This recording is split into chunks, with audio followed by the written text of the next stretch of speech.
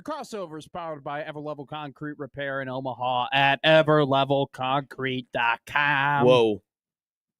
Austin Jacobson's in the building. How are we? How are you, man? I'm good. I'm a little eepy, as the kids be saying. You know what that is, Gary. You've been eepy before. I learn a new word every time you're in here. I've never heard of eepy. You've never been eepy? That's a great question. Is Gary's mic on? Bang. There you go. There we go. Who do you hang Good out prank. with when you are not working your double jobs? My double life. Your double life. You live a double life? I do. Are you a film connoisseur? I have been. I am a film connoisseur. You are. I've tried talking movies with you, and everything goes over my head. I'm clearly out of my depth. Johnny Depp. But anyway, I would say I have been accused at my home job, my job during the day, that I'm sleeping in two beds, and I have to be very cautious of that. I got to be very careful about. Ooh. Yeah, can't be stepping on all the toes. Hey, but you remember your first. Is that true? Gary? Yeah, Damon calls in all the time. He does. Is that going to call in now? I mean, he's probably listening. Hi, yeah, Damon. he's probably. Hey, yes. baby. Hey, Damon. He did yell at me earlier, which is fine. What for? He said I was too mean to Jacob Padilla yesterday, which I find to be wrong. I'm never that mean to Jacob Padilla. In fact, I was a ruse with him. I think he's really broken up about the whole thing. You think JP? 2 weeks ago when Connor was talking to him, he seemed really, really not happy about his situation, which I completely understand. How badly was this? He broke his ankle. No, I know, but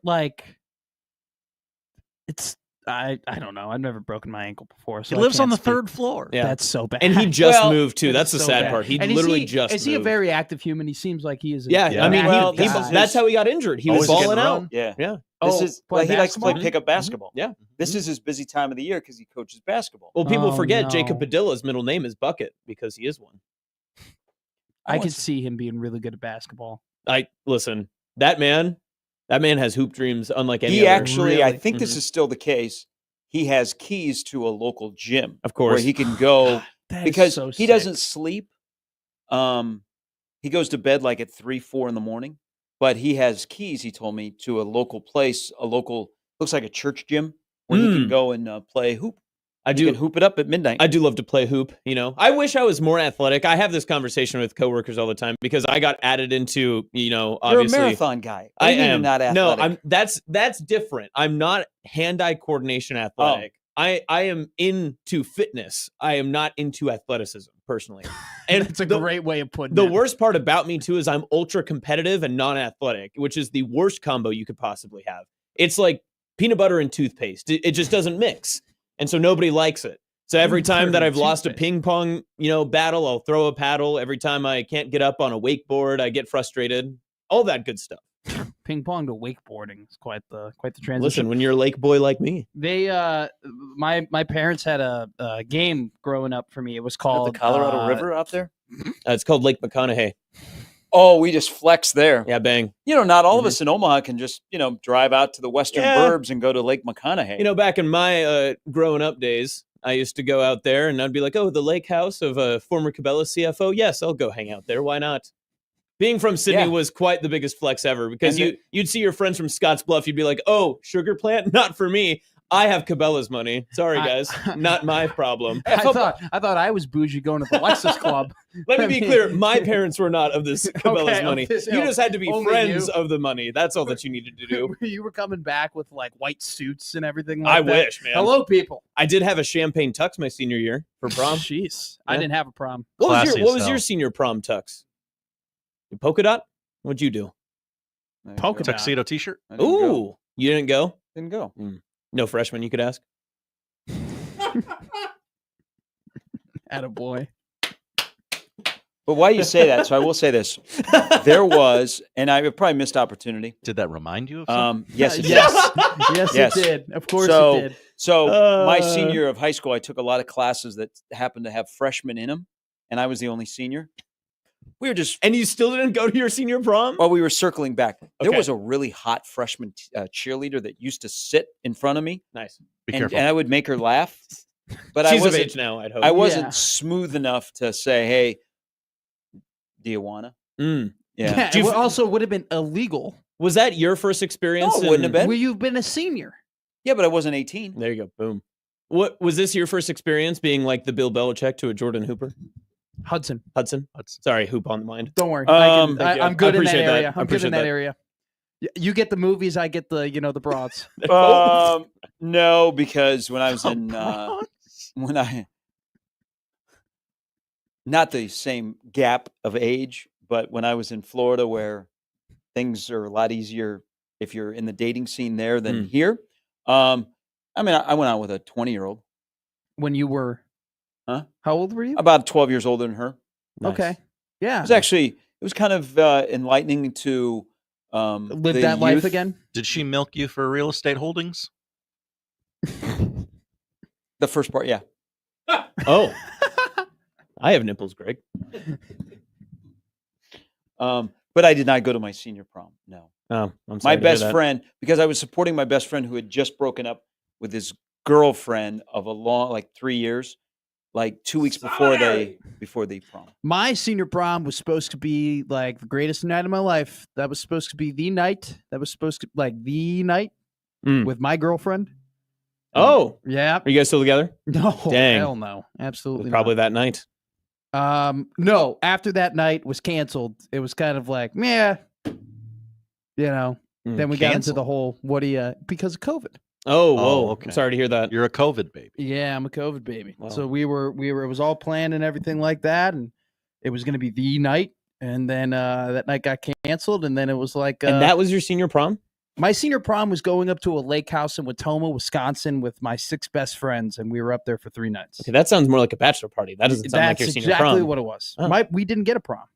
It was done. Oh, okay. I see what you're saying now. Yeah, okay, yeah. I got it. It was like, I follow. nope, no more prom. Not gonna Mm. have it. And then it never got like rescheduled or anything. So then we just went up to Wisconsin and got drunk Yeah. for 4 days. We don't see any of those what are they, coming of age movies anymore? We don't see the prom night movies type of No, they're gone. That and the film genre is just dissipated. That and the Italian Well, you mob get- movies are kind of once- dissipating as Once well. you have the prom scene in Footloose, you can't, unless there's going to be gory stuff, you can't. Mm. Yeah. Now, American Pie kind of did it. Yeah, Carrie's prom night didn't go over too well. No. they Back to didn't. the Future, they Back did to a- the Future prom night almost went horrifically. Yeah, but it Mhm. didn't. It didn't. It Good for didn't. them. Good for them. Good for Marty McFly. Mhm. Calvin Always- Klein really saved the day. He really did save the day. Appreciate you, Calvin. I don't know. Grease, was that a prom or was that like just a dance off? That was just a year in school. Yeah. Yeah, Okay. they were just hanging out all year, singing Yeah. and dancing. It's a good point. They never did prom and High School Musical, if I remember right. Those are always the spring but musicale. The musicals, Mhm. yes, Yep, yes. yep. The winter musicale followed up by the summer musicale, then the spring musicale. Yeah. I keep saying musicale. That's Well, it's part of the movie. yes, it is. Oh, okay. Yeah. Okay, you're doing a thing.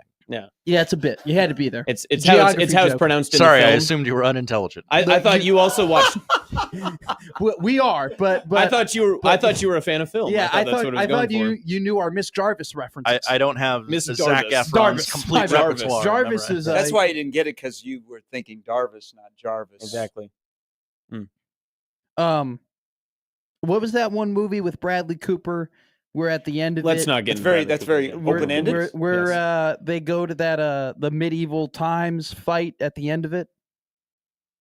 Oh, yeah. They're not babysitters. They're not They're like babysitters. on parole or Yes, something like that. Yes, Yeah. and they have to babysit. It's not grown-ups. It's not anger management. No, Somewhere in between those two. it's somewhere like that where they Yeah. dress up as kids. Role models. Is that Role what it is? models, atta Bang, boy. Look at me go. It's a good one. Yep. Another great FX film. That's a great coming of age movie. That and Euro Trip. That was FX Paul is- Rudd and Sean William Scott. That was Role models. Role Models was? Mhm. Wasn't Bradley Cooper in that? No. Or was that completely off? I don't know. I don't like know. most things. Bradley Cooper is not in that. Yeah, I don't know. Gary's just shaking his head. I don't know, man. Well, Sorry, because Gary. I've I'm seen role models, and I was trying to think, did I miss Bradley Cooper? I don't. It's been like 15 years since I Do saw you that think movie. Bradley Cooper and Paul Rudd are the same person? Maybe. Oh, I'm Probably. not sure that you Was might be the Bradley only Cooper person in who believes Friends? that. Was Bradley Cooper in Friends? In Friends? I know. I have no idea. Paul No. Rudd was. So I didn't get them confused there. I never watched Friends. I watched the first season when it was like on Netflix and everyone freaked out that it was on there. Yeah. And I remember I was still in college watching it and I was like, I can't commit this much time to trying to watch this show. There's no way. 45 minutes each episode and it all ends the same? I can't do that. I'll tell you this right now. There gets to a point in Friends where it's like every episode is one of them is going on a date. That is like season 3 and season 4 and season 5. Every episode begins with, "Oh, I have this new love interest that has this like quirky side thing that is going to make me not want to date them," and then we're all going to react to this. And then at the end of the episode, we just find out that Ross still loves Rachel. Yeah, well, he's a dinosaur man. He's a paleontologist. Yep, he's probably going out to watch the new Jurassic Park. Much like Gary. Which one? The new one. Yeah. There's With a lot of ScarJo. them. Yeah, no, thank you. Wait a minute.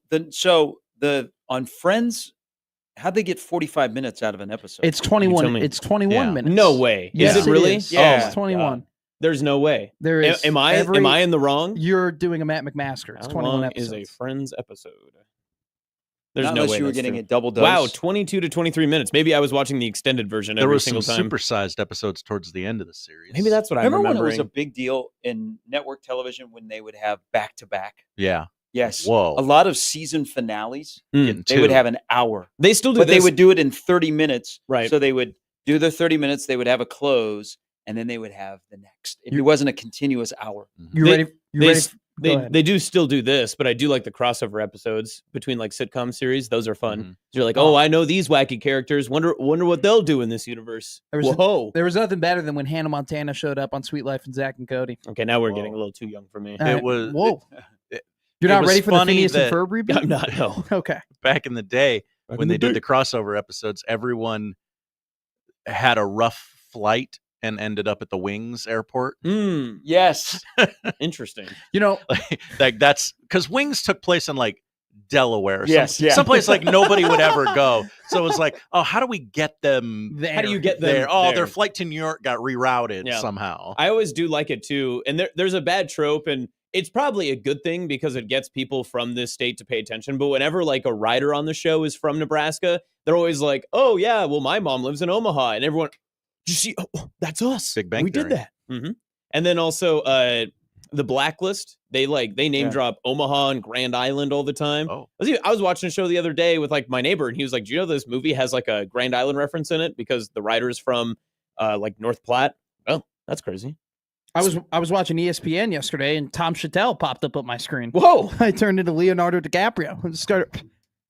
Hey, speaking of What? wait, why was Tom? why was Tom Chattel? Chattel doing? They were doing a little on ESPN2. They were doing a lead in to the College World Series of like a hype type program, and then they were doing this little vignette on Omaha, why Omaha like Zestos and the stadium and Rosenblatt and the city, and then all of a sudden Tom Chattel just had like a quick 2 sentences, and I go, oh, he's on my TV screen.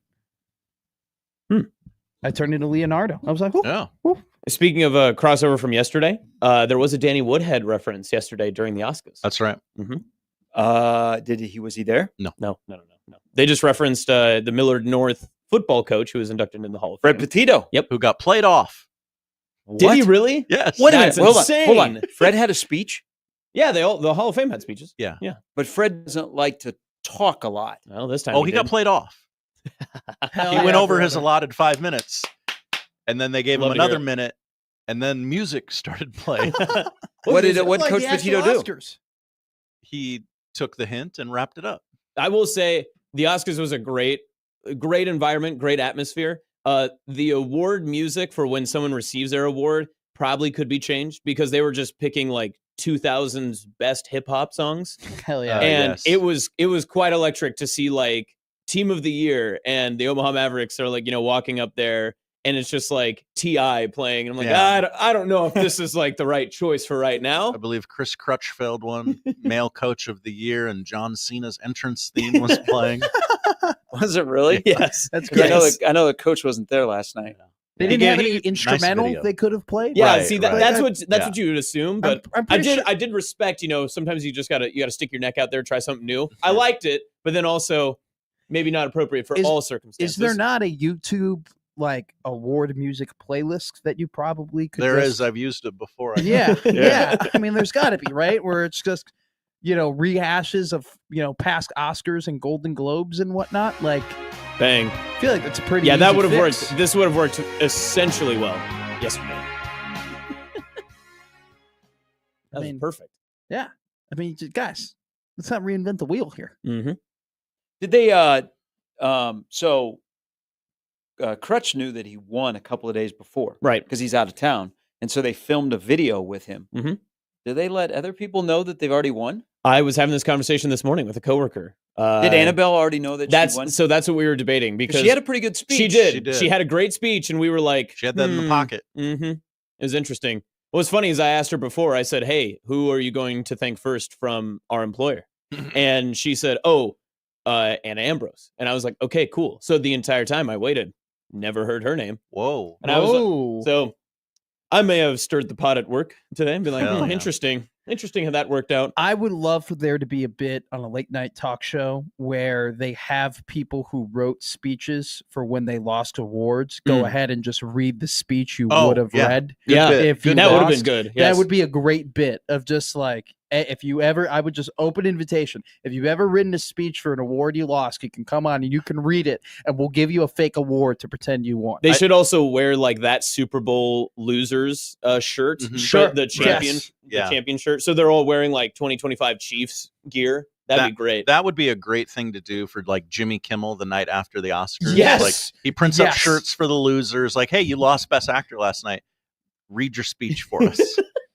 That would be great. I'm actually for that. That's actually a really good idea. I like Should that we a lot. send this to Jimmy? I think no, we use it ourselves. ZoneTV.live. At the I'm shocked that no Oscars? one's ever done this before. Yeah. Like, this would be a great, like, it'd be funny as heck, too. And I would make me like the person a little bit better. Today on Unsportsmanlike Conduct, listen to John Bishop deliver his speech.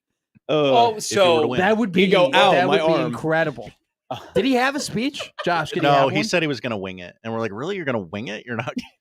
No, so you can't. So I didn't win, and I didn't have a speech, but you had an outline. I had like a couple of bullet points. They wanted to know. Yeah. Do you still have that somewhere? Do you hang it up in your bathroom as motivation? Ooh, no. One day, I do not. One day, I do. I have my We're Oscar 0 for speech 4 in ready. this building now. I don't think I'm eligible because I'm from Western Nebraska, I assume. So I'm just gonna not. Why would that? You work in Omaha. I know. I work in Omaha. But, John lives in Lincoln. That is true. Western Nebraska. That is true. Basically, if he's west of Haymarket Park, then yes. That's how that works. Well, he does live in Southwest Lincoln. I'm really just building that in for my excuse for whenever, like, not again. They're never gonna put me in. I'm not from here. They don't get me. That's my goal. Back to Matt's idea. I'll join you. So, wouldn't this be great? So, what was the year that Adrian Brody won, where everybody thought that Daniel Day-Lewis and Jack Nicholson? Yeah, the pianist. So, careful. You got real what close do you mean? there. You got real. You knew what you were doing.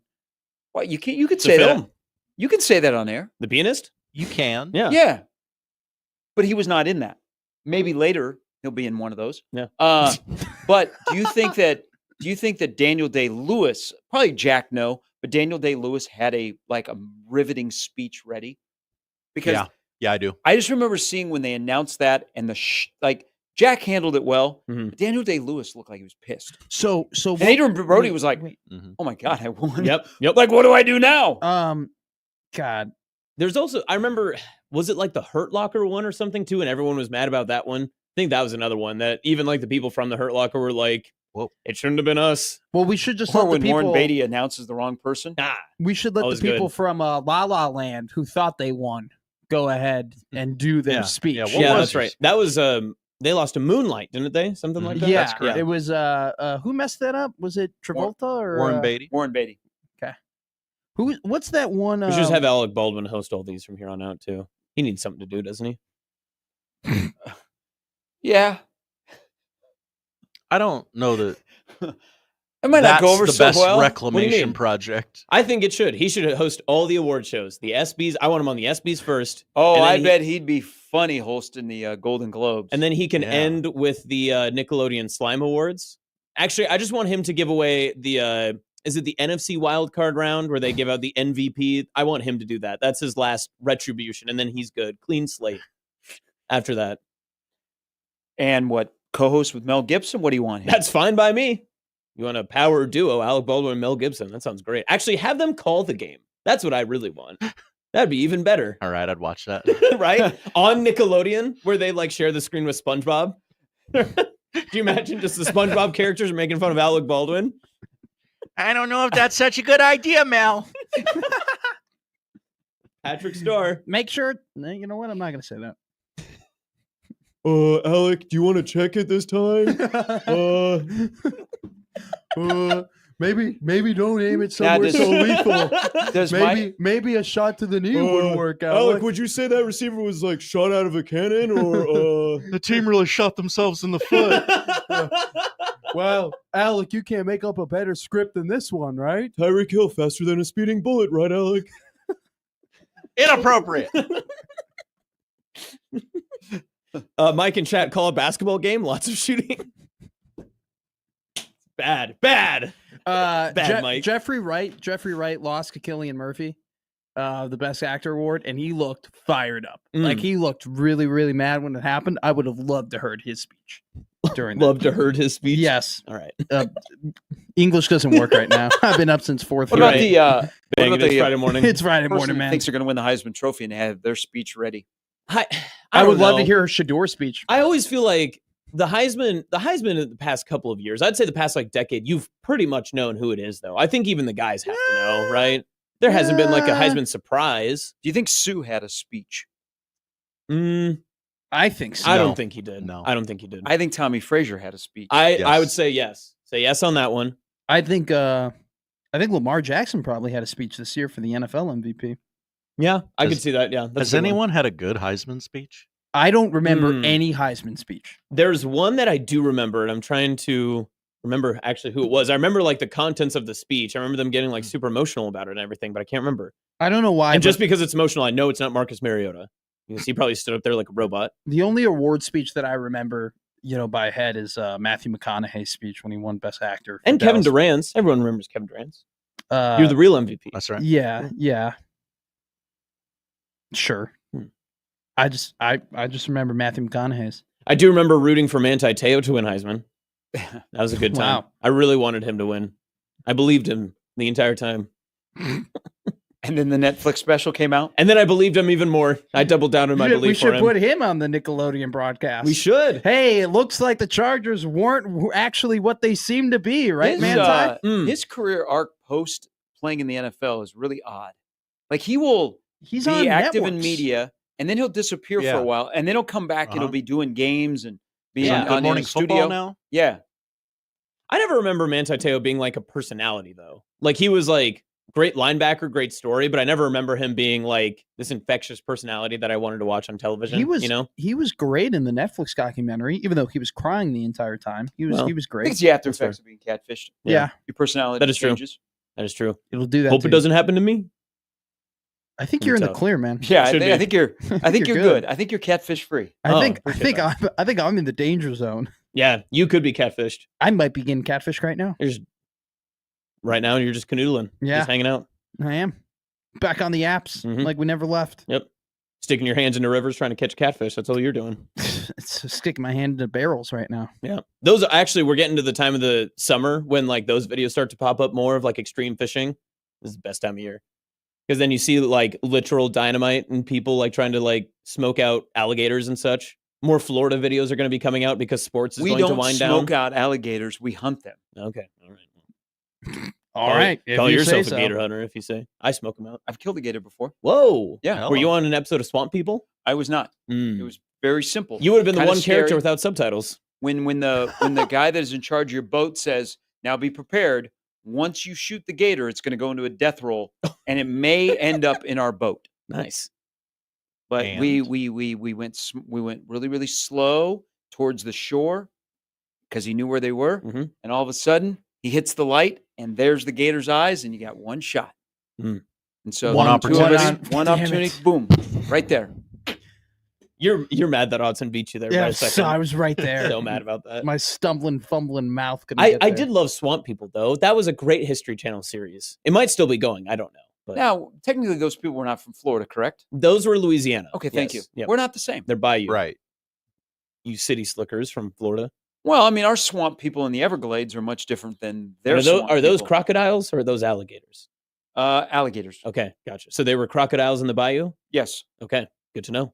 I only remember the tooth thing. According to from middle school. Wikipedia, swamp people still on the air. That's what we like to hear. That and Pawn Stars. Those were my two go-tos when I was exiting high school and going back home. I'd be like, oh, if Swamp People's on, I'm sitting down for 2 hours. How much do you want for this ring? 5,000. I can do 250. Oh, and Storage Wars. Storage Wars was also great. I love Storage Wars. I would like to see a local version of Storage Wars. God, Storage Wars is so great because they look in there and they're like, that might be a treasure chest from like the 1800s, or it's like, or the even best part is when they buy a locker, right? And they are now opening up the locker and they just pick up random things and go, well, that's $250. Yeah. Well, that's $5. Well, that, and then they keep doing that cha-ching, cha-ching, and like the counter keeps going up. It's like, I would buy none of this stuff. Zero of it. It's an incredible business model, though. I It do is. like that they're like for profit, and then like the couple is constantly like, well, we're always fighting and we're on the brink of divorce, but let's go to one more storage locker and see if this helps us. Have you seen Storage Wars Best Moments on YouTube? No, It's great. I've watched it before. It's incredible. You're just watching Storage Wars highlights on YouTube? Literally not I'm a in. joke. My buddies and I, Is it right after the Tavon Austin film tape? It was after a poker game, and we were done playing poker, and we had a little too much, and we were like, let's just watch Storage Wars. And so we started watching like best Storage Wars fights, and these people go at it like full on punches. It was incredible. I love that. And then we That's started perfect. watching Ghost Hunters.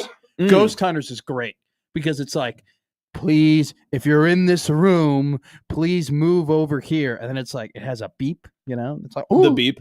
woo! I got a notification that there are ghost tours in Omaha. Yes. On the weekends. Yep. Oh. I didn't know that. Are they legit? I've never done them here in Omaha. In central Nebraska, I've done a couple. I went to one in Charleston that was very good. Charleston, South Carolina? Yeah. Did they take you by the cemetery? Yeah. They take you down a dark cobblestone road. Yes. And then you end up walking because the cemeteries are in the city. Mhm. Yeah. Yeah. We might have went on the same one. I believe that day. I think I probably have a ghost or two where I live. One of the past the first radio station I ever worked at full time, definitely haunted because I replaced the man who passed away. So that was interesting. I didn't kill him. There's a possibility Let me be clear. There's a possibility that I'm Did they tell you sleeping- that when they hired you? Yes. Yeah. Because his wife still worked there. So. Oh, great. Was it awkward? No, they were fine. Were you doing the same job he was doing? Yes, I was the sports director and then the morning show host. So, yeah, old Randy, he haunted me a couple of times. Did So she that- fall in love with you? She did not. Okay. No. That would have been a lovely story, though. Could you imagine? There's a That'd be great. possibility that the room I'm sleeping in, someone has died in before. Oh. Or multiple people have died That in was good. before. Did that person also build their furniture the same way you do? Poorly? Yeah. Probably. Nice. Yeah, my headboard still isn't connected to my bed. That's always good to have in a haunted room. Yeah. Yes. Yeah, to ward away the spirits is what they say. Oh. There have been multiple times where my door just closes. I'm being straight up. Do you have a pillow behind your headboard? I have 3. Whoa. I'm a 3 pillow guy. One Wow. between the Behind. legs. 3. No, not behind. Like Well, on that's the what I bed. asked. Behind the headboard. Yeah, no. Well, one's on the head, one's on my chest, one's on my legs. Okay.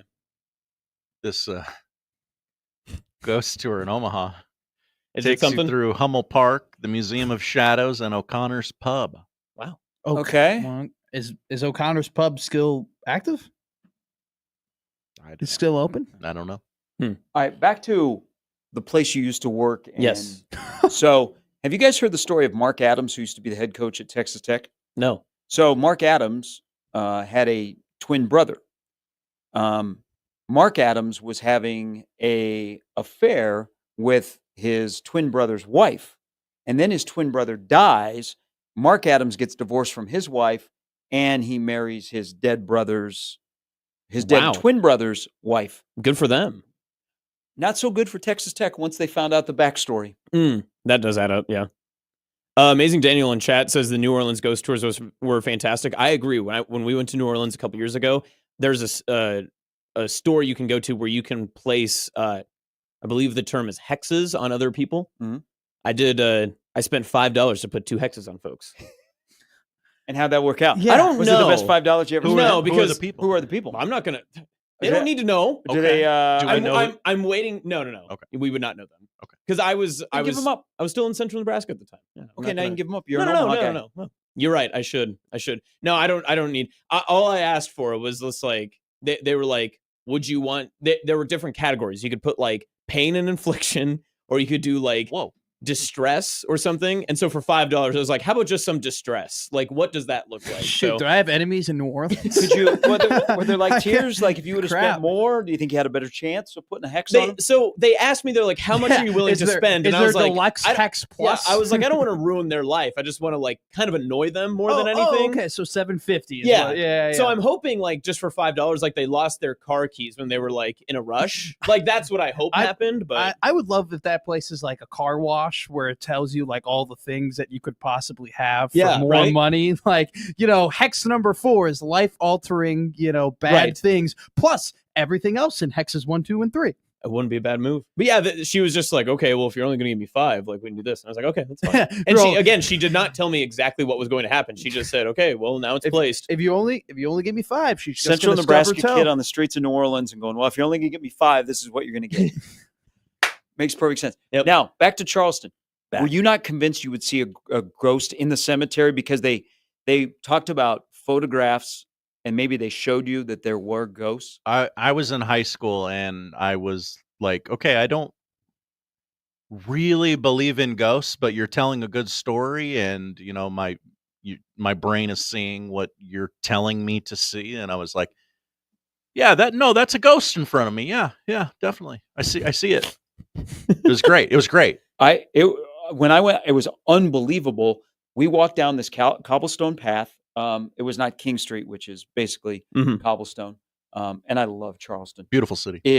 This person had like a speaker so that you could hear the horses. And this was around the wartime. The horses. And they were like, this person got their head cut off. Oh. They were like sacrificed. And this is where it happened right here. Now, I believe because, Charleston's old and all the history, that's where it happened. And they're like, you can kind of still see some of the blood stains. Ooh. But people have said that the person that had their head cut off comes back late at night.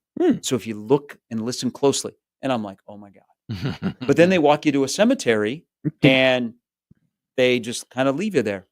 And did you find anything? I was convinced that there are ghosts. There are ghosts in Charleston. Yeah. They're definitely. I 100% photographed. Yeah, I 100% believe in ghosts. I'm all in on the spirits. I wonder if when I go to New Orleans, if like how big of a hex do I have to pay for on Max Holloway in order for him to lose a fight? Ooh, that's interesting.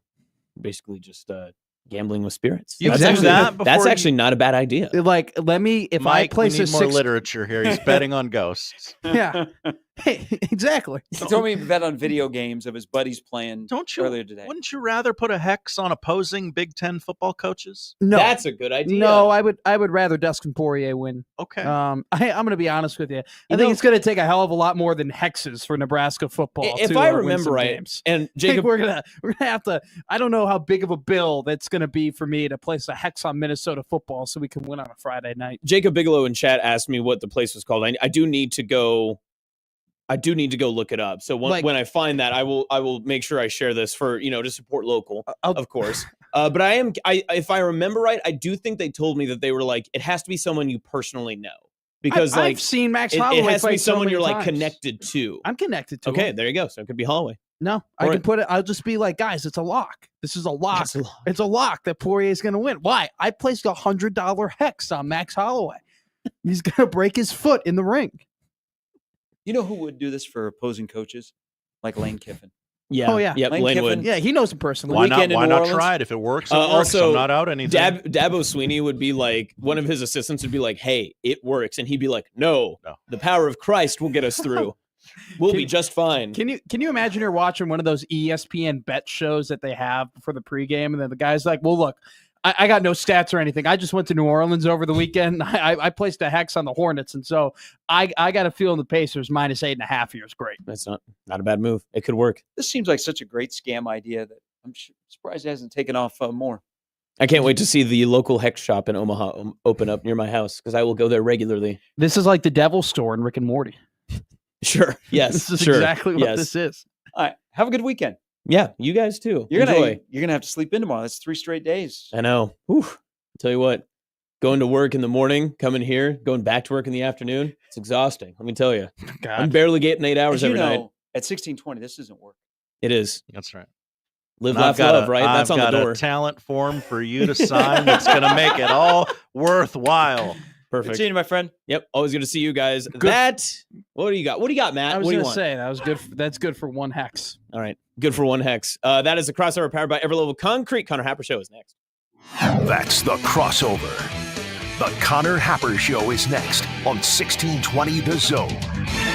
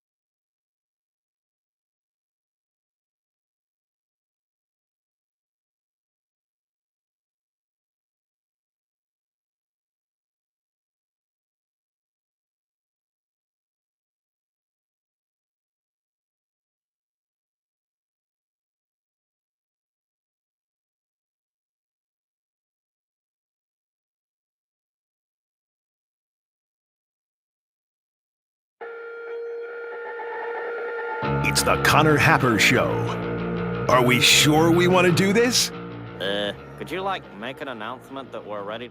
It's the Connor Happer Show on 1620 The Zone.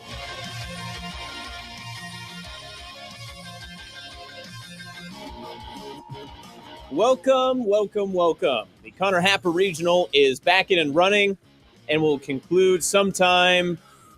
Well, hopefully, we'll have this regional go as long as it can, right? That's the type of attitude we need heading into this Friday. Right. It's a gauntlet. Speaking of which, if you do want to hear of your show host, Connor Happer, You can hear him tonight on 1620 The Zone at 6:45 pregame, 7 o'clock first pitch. Look at you. I didn't even have to tell you. Bang. Well, it's a good thing Jacob Padilla asked for the time yesterday so we could ask Happer for the time. Oh. Speaking of which, let's get a show lineup powered by the rooferys at John Higgins Weather Guard. Today we have a very full show, including one Connor Happer himself joining us at 1 o'clock. As we wrap up the hour, we'll talk a little bit more about the New York Knicks, who are somehow still alive. Bing bong. Bing bong indeed. Why the bing bong thing it's gotten a little out of hand. I liked it more when it was just locale, right? It was just more like centered. Now it's become too. Look, listen, we're gonna get to a point when I think if it traverses itself into like Nebraska football and like Husker fans are going to be bing bonging people, we got to end it. Oh, it's okay, over then. Okay. It's like Timmy Trumpets. Like I'm over Timmy Sure. Trumpets. Mhm. You know, it was a good local thing. It was fun. But then when I heard it at like high school graduations, I didn't need it anymore. I feel the same about Excellent the bing point. Follow that up after we talk a little NBA. We'll get to Bryan Munson of Husker Online. We've got some interesting recruitment happening, but of course, the interesting part of it is actually maybe not always positive for Nebraska. So we'll see where that ends up for good Bryan. Then we'll hit the other Bryan, BC, Husker 24/7, talking some baseball. We'll also get maybe some conversations about some offensive line chemistry. Hit your odd news with Odd Son. And we'll talk maybe about a drama-less summer for Nebraska football. Is it possible, producer Josh? Can we handle that as a fan base? Oh, can we handle that? Can we handle it? If No, there's we're gonna nothing to talk make about. something. Yeah, you're right. Somehow Valentino's Pizza will get brought up once again. Valentino's, jokes made on podcasts Mhm. about 40-team playoffs. We'll also have Steve Sipple of Husker Online and On 3. Hey, great segue. Look at that. I do what I can. We'll also talk maybe more Mike Leach. We hit it a little bit on yesterday's show as the news broke. But should they have changed the rule for Mike Leach, or should they have just put the asterisk mark next to his name in that percentage? Then, of course, at 1 o'clock, like mentioned before, we'll get Connor Happer talking a little more Creighton baseball. I do need a press box update because they did get to walk around the field yesterday and get some warm-up in, as we could tell. And then wrap up the show with your poll questions, what to watch, and get you out of here with the crossover with unsportsmanlike conduct to finish out the show. Happy day after your birthday, by the way. Thank you. I don't know if anyone told you that yet, but I will be the first to. No, I believe you are the first. Is the day after your birthday one of the weirder days of the year? Just like every year annually, the day after your birthday, right?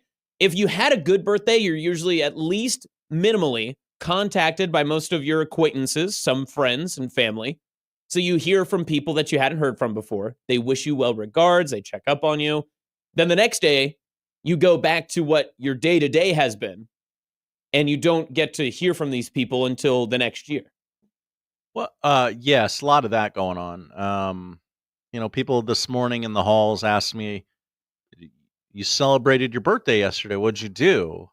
And I'm like, I went to the Oscars last night, but on a normal birthday night, I would I don't know, ate dinner with my family. Like, what do you do on your birthday? Like, do people go out and do extravagant things like on the day of their birth? Like, hey, it's a Wednesday night. Let's all get the family together and go.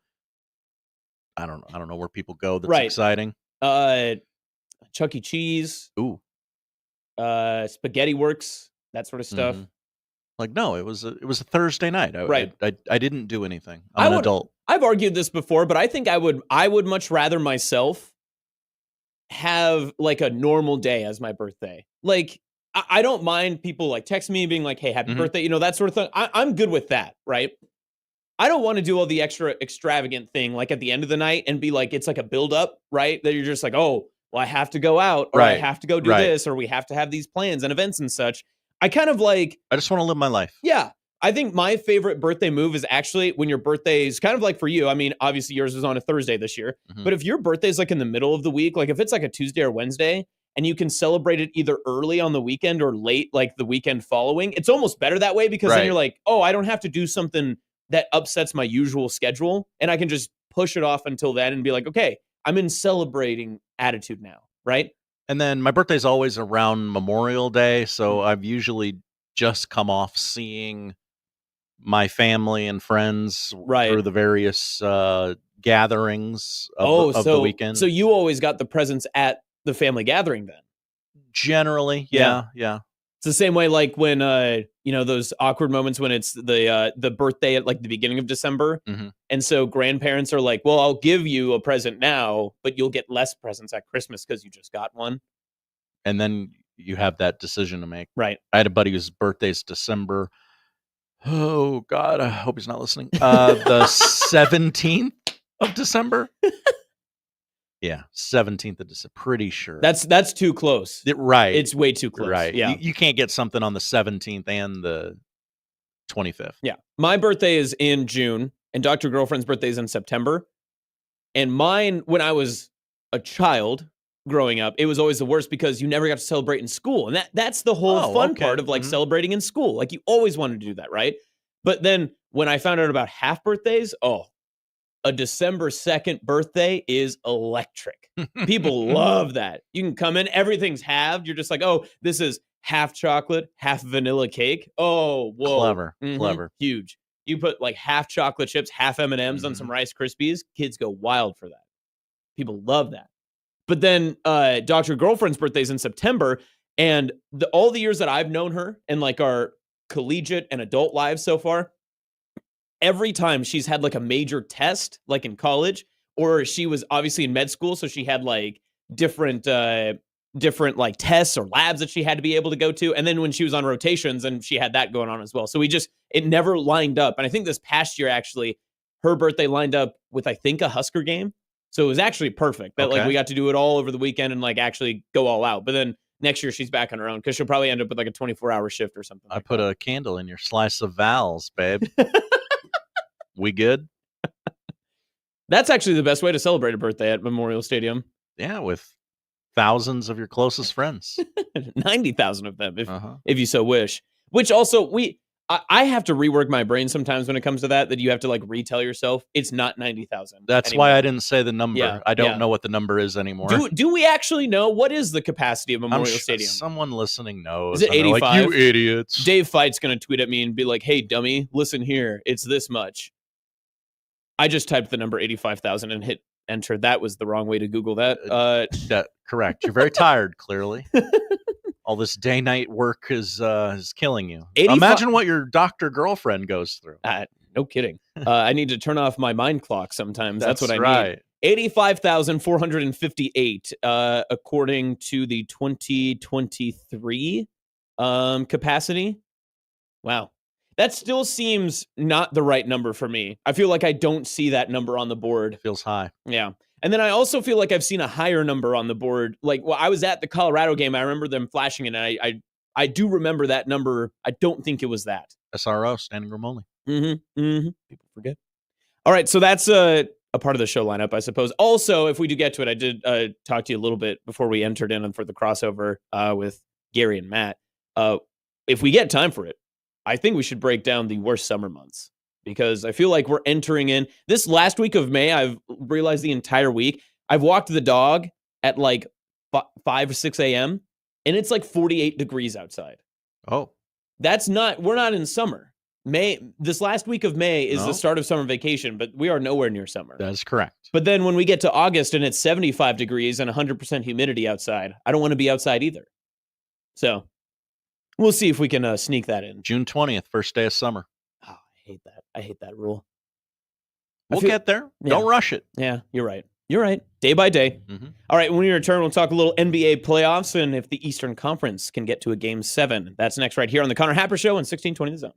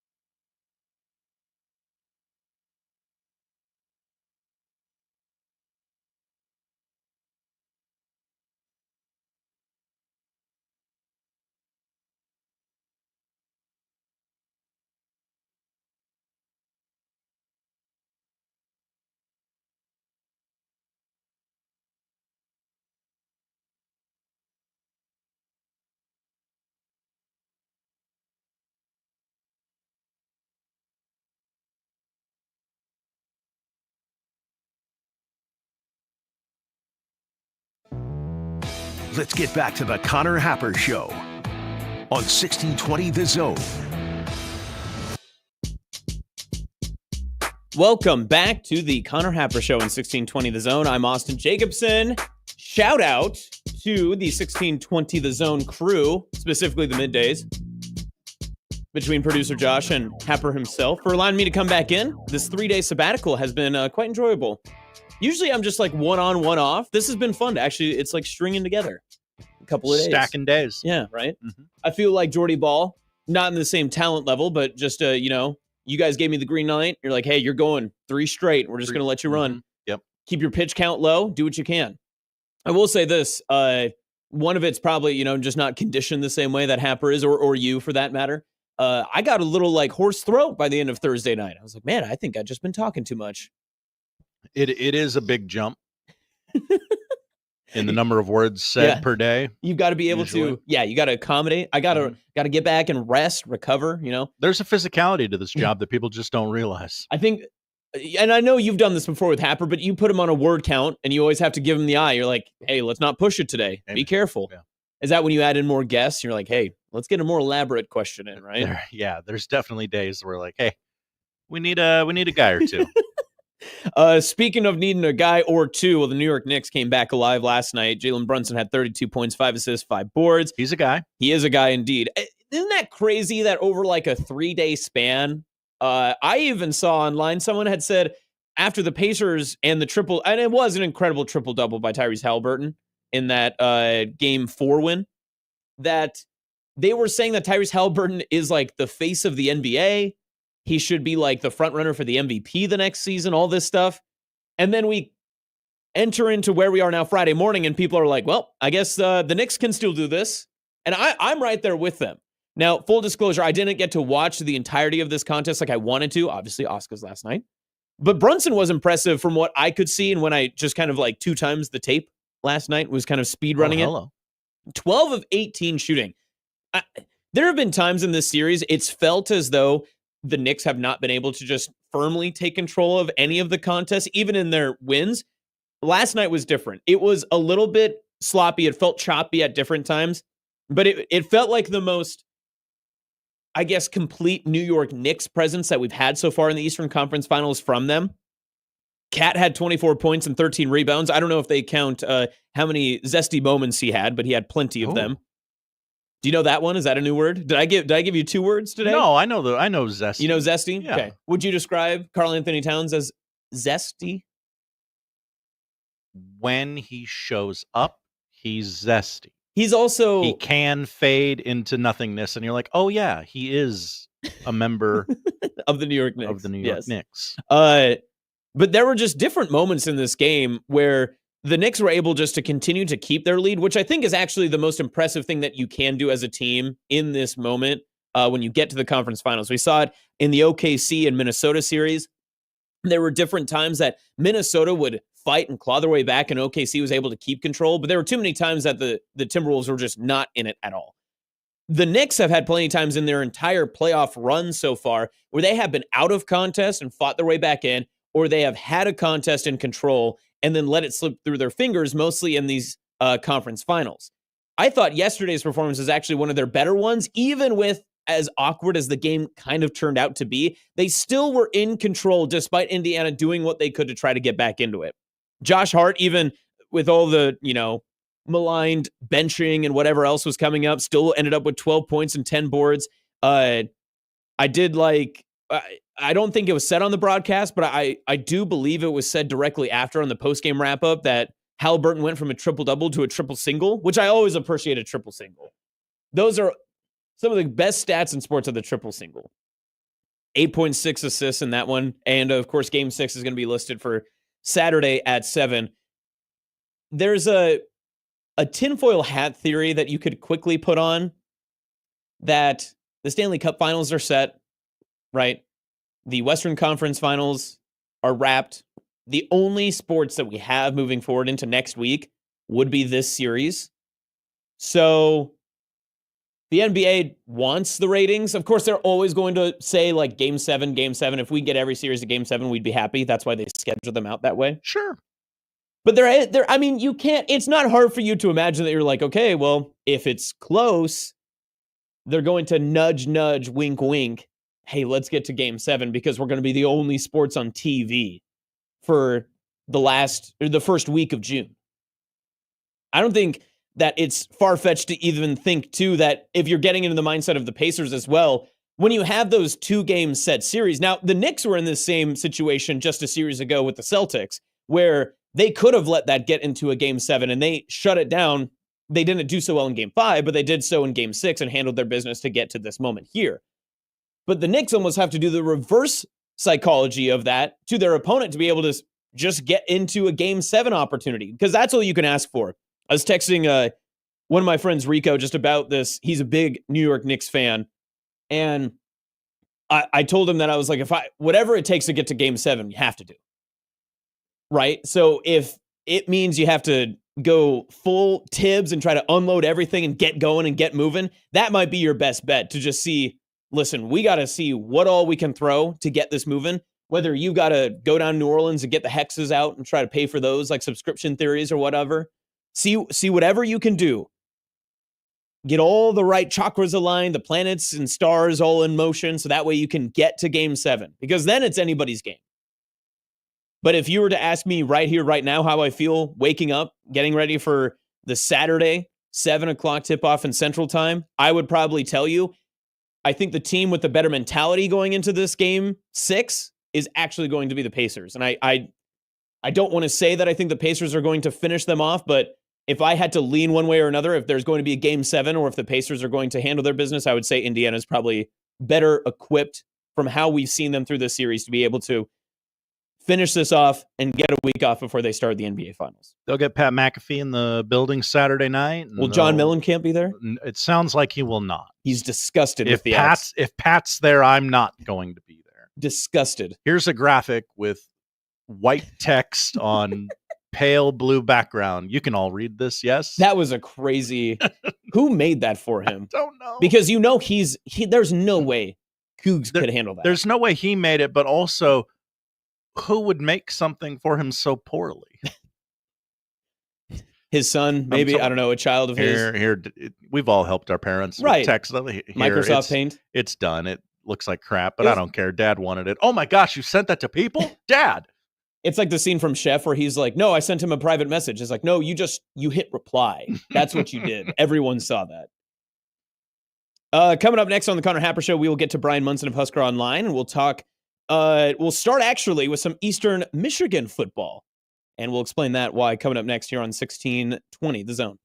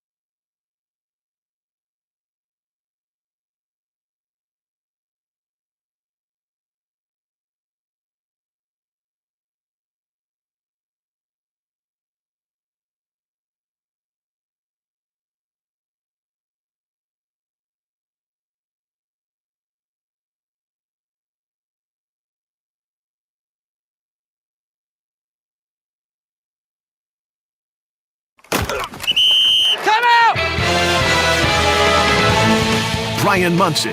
Hey, long call. Comfy left zoom buster. 63 bang. Z Maui. Alert. Paradise Z Burger Y Wrap on one. Husker Online on the Connor Happer Show on 1620 The Zone.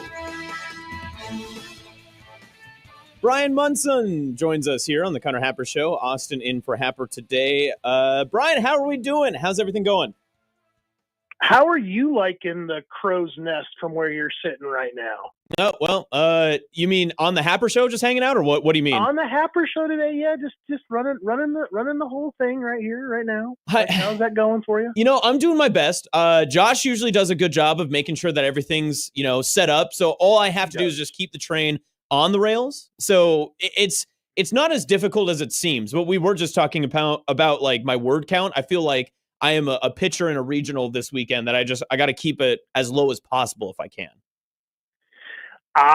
So be a little bit more strategic with the wording. Yes, Got it. exactly. Got Which leads me to, Bryan, we've interacted a couple of times, but I'm a UNK grad, so I always appreciated following you because I got a couple of UNK retweets from your stuff, and now it's switched over to Eastern Michigan, which I feel like you need to explain. I know why, but can you give the public explanation as to why?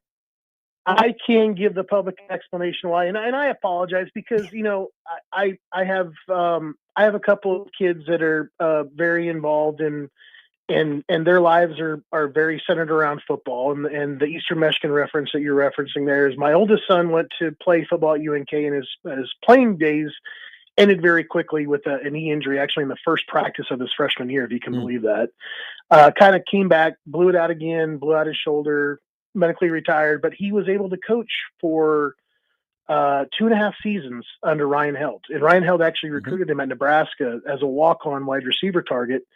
And when Held came and replaced Josh Lynn at Kearney, Trevor reached out to Coach Held and reminded him who he was, and they knew each other, and Held took him under his wing and allowed my son to be basically like a student volunteer coach.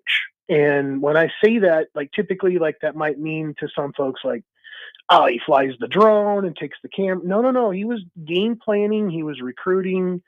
He was on the sidelines. He was working with the players. They were between coaches several times, and he would help coach various positions. And I think ultimately, it just didn't work out timing wise for him to kind of stay out there at Kearney, which he loved. He loved his time at Kearney.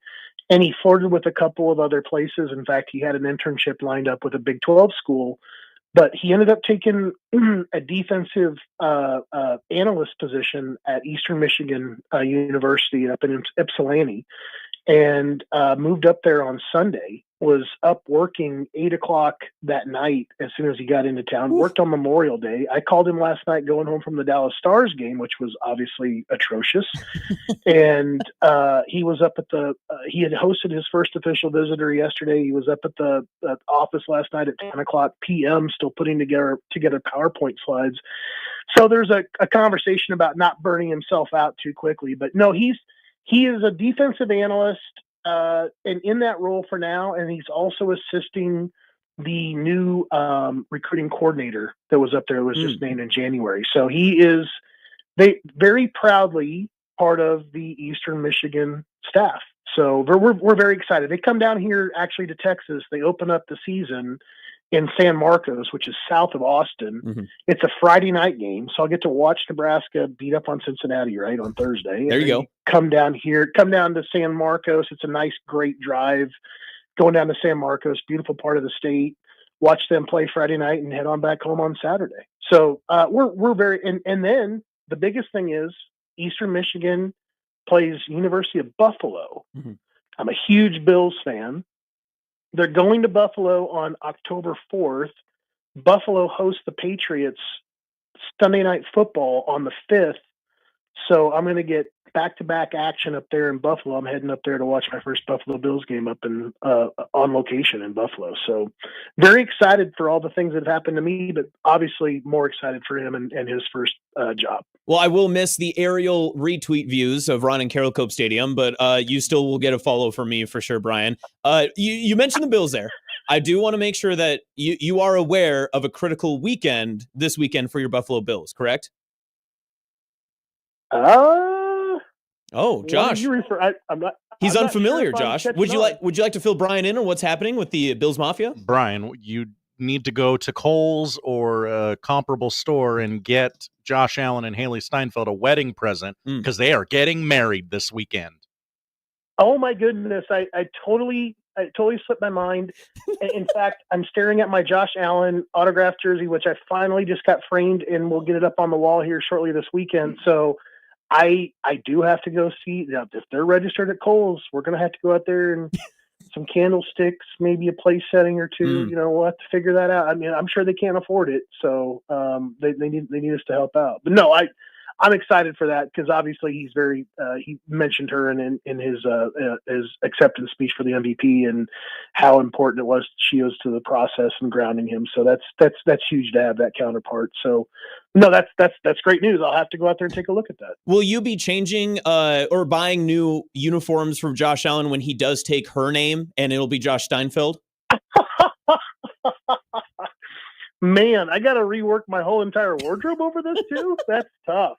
Well, you know, marriage is it's a dual component, so everyone's got to adjust, right? Last question about the Bills. Just completely, you know, this is Bills related, and it is Haley and Josh related. Did you watch the movie Sinners? No. Okay, I would keep it that way. Don't bring it up at the wedding, if possible. I would just leave it at that. Oh my gosh, that's awesome. I will. I will avoid. I will avoid at all costs. Specifically, don't bring it up to Josh. I don't think he needs reminded of that film. As Bryan Munson of Husker Online joins us today. All right, so let's get into obviously just Nebraska. It's a odd time of the year, right? Not a lot is kind of moving around, but there's obviously something always going on with recruitment. We did get kickoff times yesterday. My question for you is when it comes to how Nebraska wants to do their in-season recruitment, really sell the stadium, the experience, like this is the atmosphere you'll play in, that sort of thing. Do the kickoff times really affect how they want to set up those recruitment plans and their scheduling for the fall?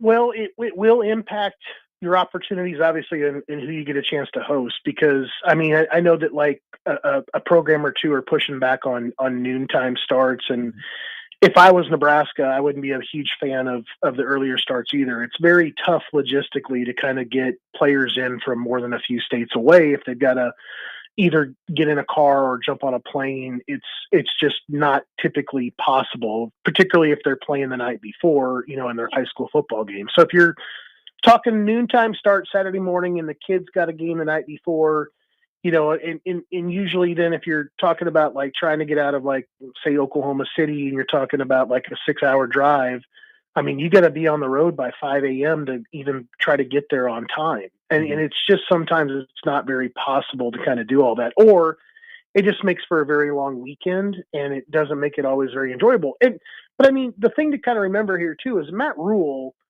does do his game day visits a little bit differently than what his predecessors did. And usually the predecessors just kind of had a table set up at one of the gates and you go up there, you tell them what your name is, you get your tickets, you go to your seat, and that's kind of that.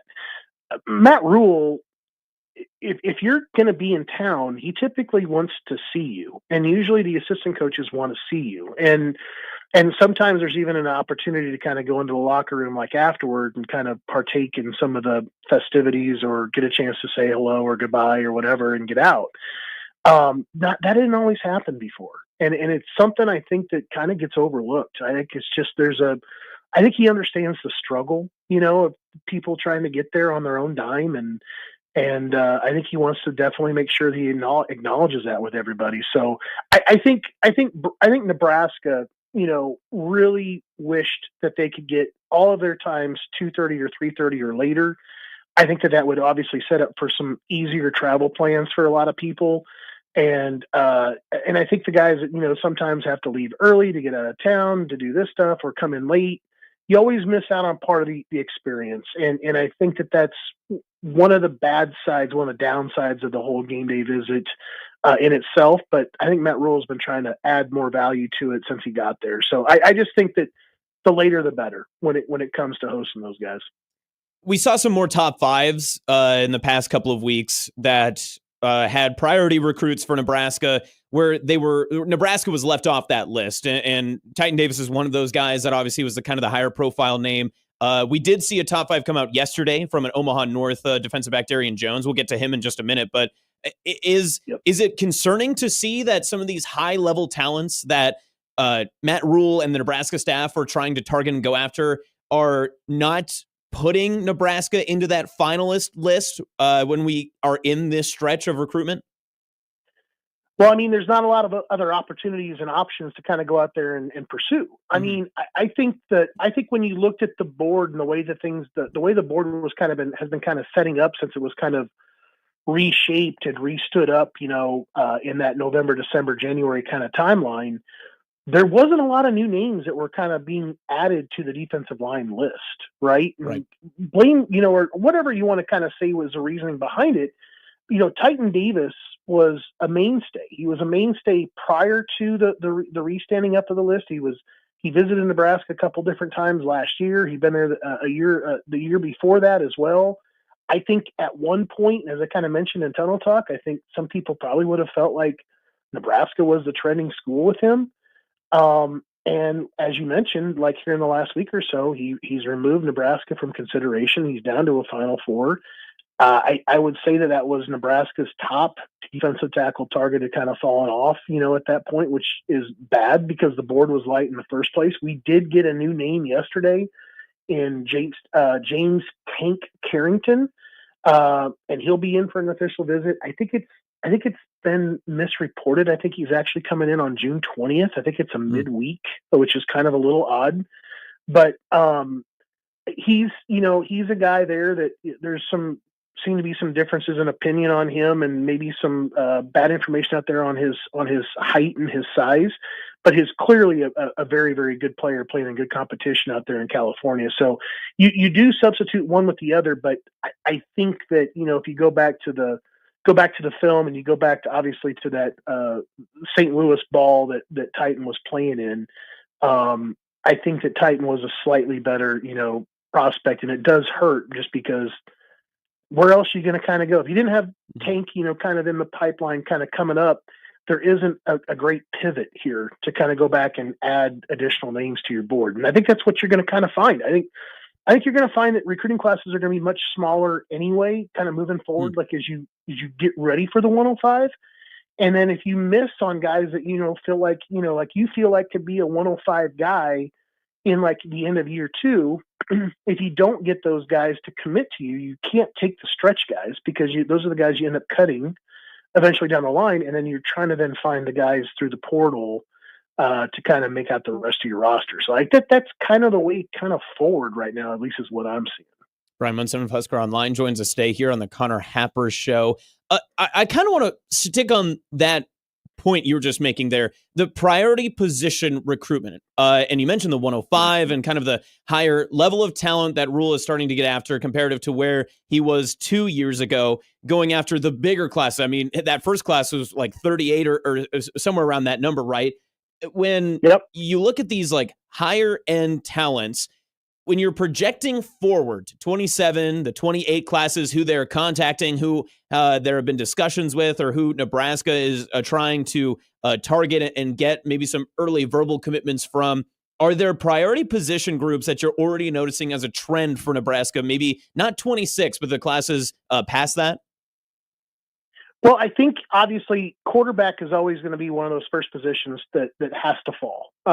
There's only so many what I would kind of consider to be those kind of selected, kind of premium spots, like where they go through their process, they figure out which schools kind of, fit their criteria and they choose. I mean, like looking at Trey Taylor, I mean, in his process and how many schools he visited and how many times he visited various schools, everything's been very accelerated in that area, but quarterbacks have always been a step ahead. And now I think what you see like with Trey Taylor is you've generated a huge buzz. You've got arguably, what could be the number one quarterback in the 2027 class, let's be honest. And you now have him being asked by all these kids these other recruits that he knows personally through either 7-on-7 or other ways. and they're asking, why Nebraska? Why did you decide to go there? And he's like, visit and you'll see, and let's talk, and I think that where it's kind of coming from with Trey is that obviously it's a skill position thing, because he's got a lot of 7-on-7 buddies that are going to be up there for the Battle of the Boneyard here over the next week or so. He's going to be at camp on June 1st. So I'm sure that there's going to be plenty of people with eyes on him there that want to take a look at him and see how things are kind of going. And I know everybody wants to talk to him, like Zane Rowe, the big two-way edge tight end from Denton Geyer. They've been friends since they were 9 years old. Like, they're talking to one another too about, like, Nebraska and why he should still kind of keep them in mind and whatever. But I think it kind of moves out from the quarterback position, unless you find like you're going to get like that one guy that's going to be like you're carrying the flag on the defensive side of the football and that can kind of do the same thing. But I think it always kind of starts out on offense. I think it kind of centers around the quarterback. I think it starts out really with skill position guys. And then I think the offensive linemen, kind of see how things, kind of trend if they're really kind of paying attention to that, and they see the talent in the class. They see how things are kind of going. They see the picture, and obviously the recruiting has to be there from like Coach Raiola. But I think he's doing a pretty bang up job so far this year with all the offensive linemen that they have scheduled to come in over the next 3 to 4 weeks. Bryan Munson of Husker Online joins us today on the Connor Happer Show. Last one, and then we'll get you out of here. I do want to ask about Darian Jones. We saw he had a top 5, the Omaha North defensive back. All of these schools that he's listed, Kansas State, Minnesota, Iowa State, Nebraska, Iowa, to me, when I look at that list, it reminds me of when I played NCAA 14, and it gives you all of your regional, the schools closest to you first when you're doing your road to glory. I'm guessing that location and distance to home is very important. And in that case, Nebraska has to feel very, very good about their chances of landing a brother of a player that they already have. I think that there's a lot of truth to that statement. I think, obviously you can build kind of the regional map based on the schools that you kind of listed. I think playing with his brother has always been something that he and his brother have talked about. Mm-hmm. And getting that opportunity, I know he was ecstatic. I know that he had visited Nebraska the day before. He got the phone call from Matt Rule the next day that he was getting an offer, and he was over the moon. I mean, he was just totally blown away that he had the opportunity to possibly have that chance. And then he just has to kind of get into his process and kind of figure out whether or not that's, the dream is still the best choice. And that's what it's going to kind of come down to for him now. So I think that what you kind of have here is you always have those guys that kind of end up being regional guys, or you have the guys that end up kind of being national guys. I think Darian I think he's a regional guy, but he's a budding national guy. He could really move into another category. He's got great length. He's got great speed. He has great ball skills. I think he's a guy that could play on both sides of the football, to be honest with you. But I think that honestly, when you come down to evaluating him, if you're Eastern Michigan trying to settle into Omaha, trying to get a guy, and you notice that he's got an offer from Nebraska and his brother plays for Nebraska, you got a couple of strikes against you, right. So I think that those teams there, I mean, Iowa State probably has to feel a little bit differently about things because of how well they have recruited the state this year. But I think overall, mostly those programs have got to be a little bit more concerned with the idea that maybe Darian wants to just go ahead and just be there with Donovan and kind of move forward and kind of play out the dream there in Lincoln. So yeah, I think Darian is a very overlooked player in the national landscape. I'll be honest with you. I think he's got a great frame. I think we started seeing it from Donovan as he started to kind of bud last year. And I think you're going to get the same kind of player out of Darian, obviously, when he gets to the next level. I think we've hit the record for Eastern Michigan football references on the Connor Happer Show today, Bryan. I appreciate that. I like how you worked that one in. That was a really good one. You caught me by surprise. No, it's going to be one of those things we'll have to work it in each and every time. But I did get a message here really quick, Les, before we hang up. Yep. One of your biggest fans is on her way down to Oklahoma City. My niece, Bryn, is on her way down to play softball, and she is listening to us on the road. So I want to say hi to her and tell you thank you for having me on the air today. Hi, Bryn. Good to have you on. And Bryan, we appreciate it. Thanks for your time, your expertise, and hopefully Happer's able to chat with you again next time. Sounds good, guys. Have a great weekend. All right, appreciate it. That was Bryan Munson of Husker Online. Great stuff there as always. And this is the perfect time of year to talk recruitment because this is where it's the most important, right? Patrick in the chat is adding that one Nicholas Grimm is going to love Darian in Iowa City. So we do have potential Hawkeye infiltrating the interesting. comment section. Better watch out there. I'm on for Hurrdat Sports. I am on the high school beat quite often. I did not get to see Omaha North last year.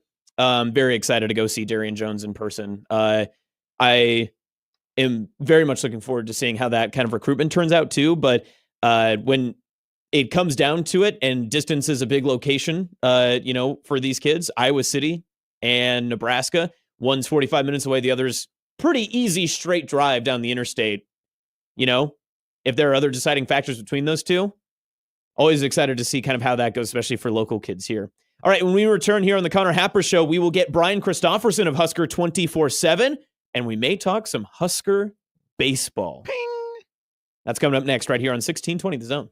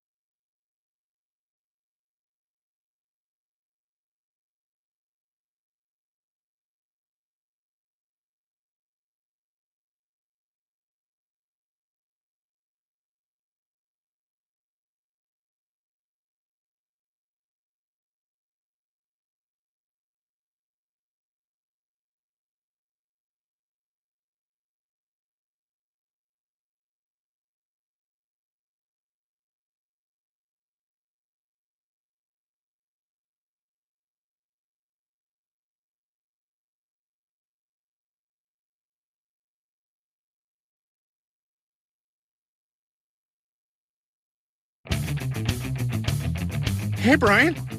Brian Christopherson. I gotta take this. It's Hap. Be right Beeroni drove my Chevy to the levee, but the levee was dry. Bryan Christopherson, Husker 24/7 on the Connor Happer Show on 1620 The Zone.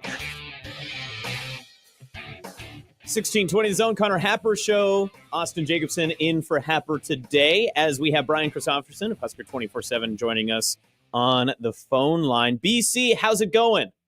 I'm doing well. How are you, Austin? I can't complain. Having a good time. It's a pretty good Friday out there weather-wise, too. So I'm anticipating a good weekend outside of, the Memorial Day weekend was a little bit of a bummer. We had too many clouds and rain. Yeah, it was. It's friggin' great out there right now, though. I was working on my deck, but I didn't know if the birds were chirping too loudly for you, so I didn't know if we wanted them in the background. Hey, you know what? This actually reminds me. So yesterday we were talking to Brunts, and I asked him where his most ideal location is to do his radio hits at. And obviously you'd say your desk at your home office or something like that. But do you have your least favorite spot where you have to call into the Happer Show and you're like, "Hey, Hap, it's not a good time." Have you had any bad moments like that? That's a great question.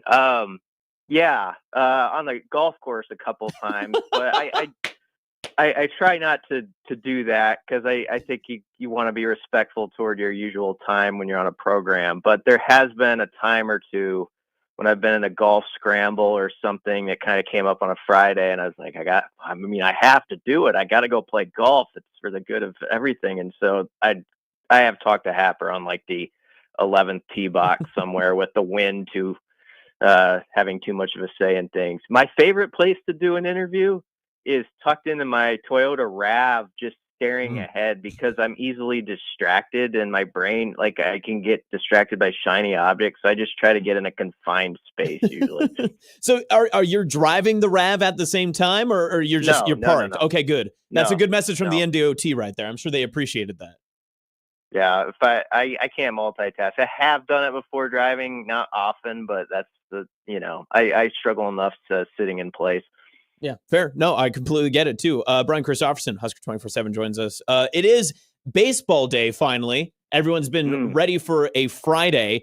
Where's your confidence level now? I mean, it was peaks and valleys even through last week, it felt, for most of Husker fans watching this team make a run in the Big Ten tournament. But now we know who's starting on both sides.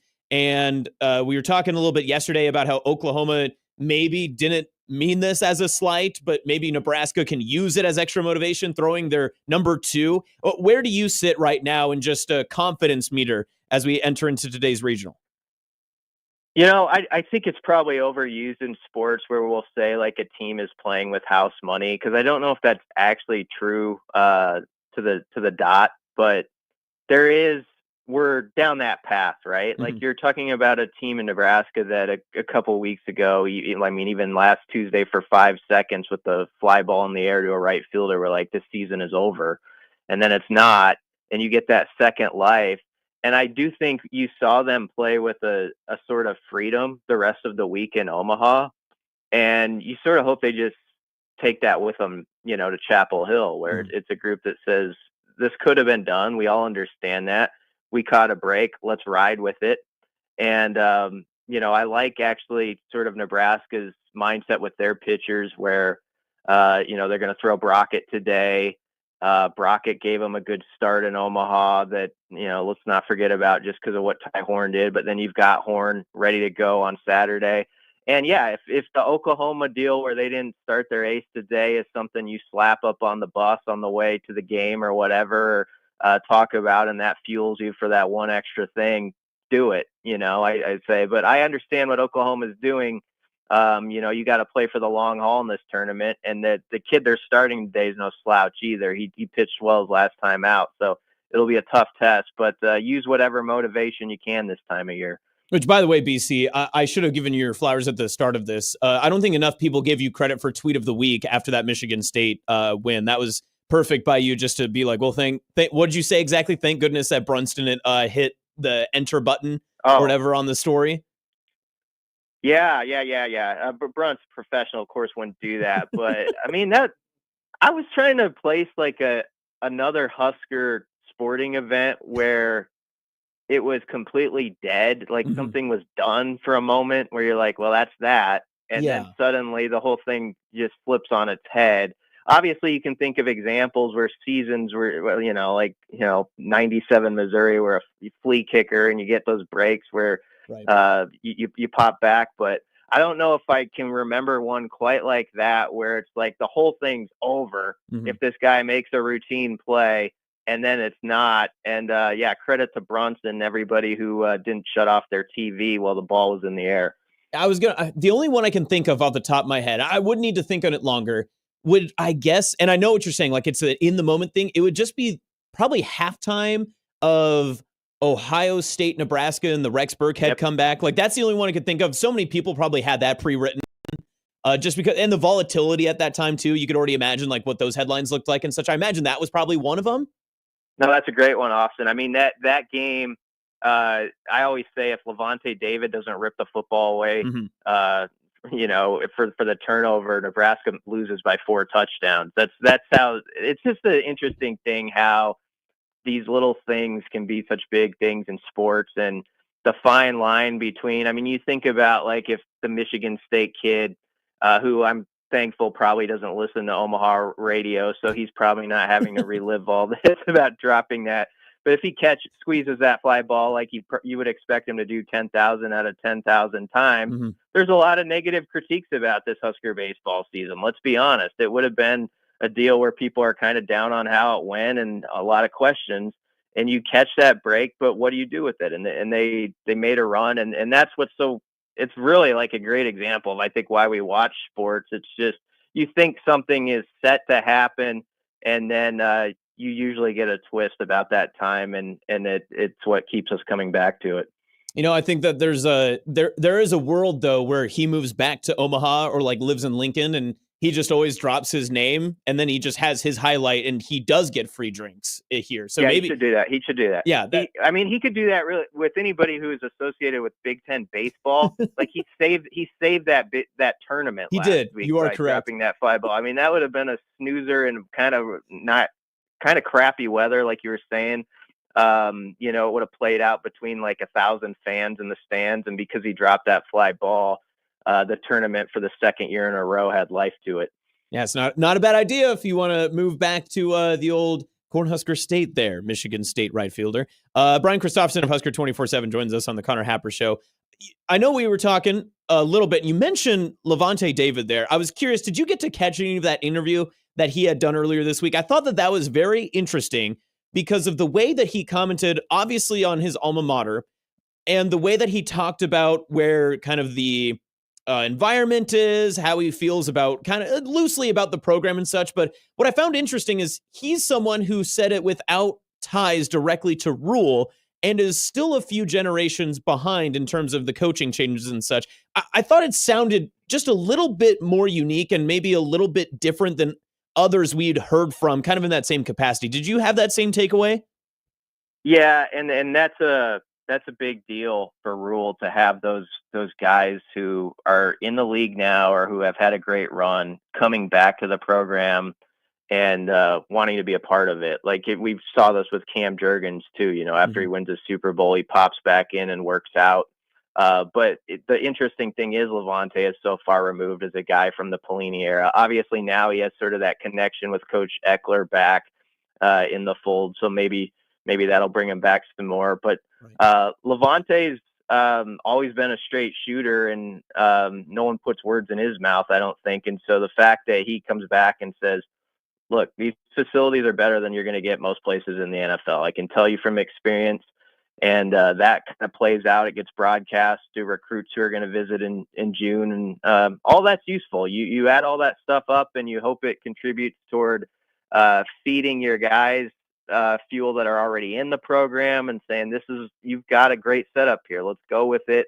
And think what Levante produced without even having he had bells and whistles, but not to this degree.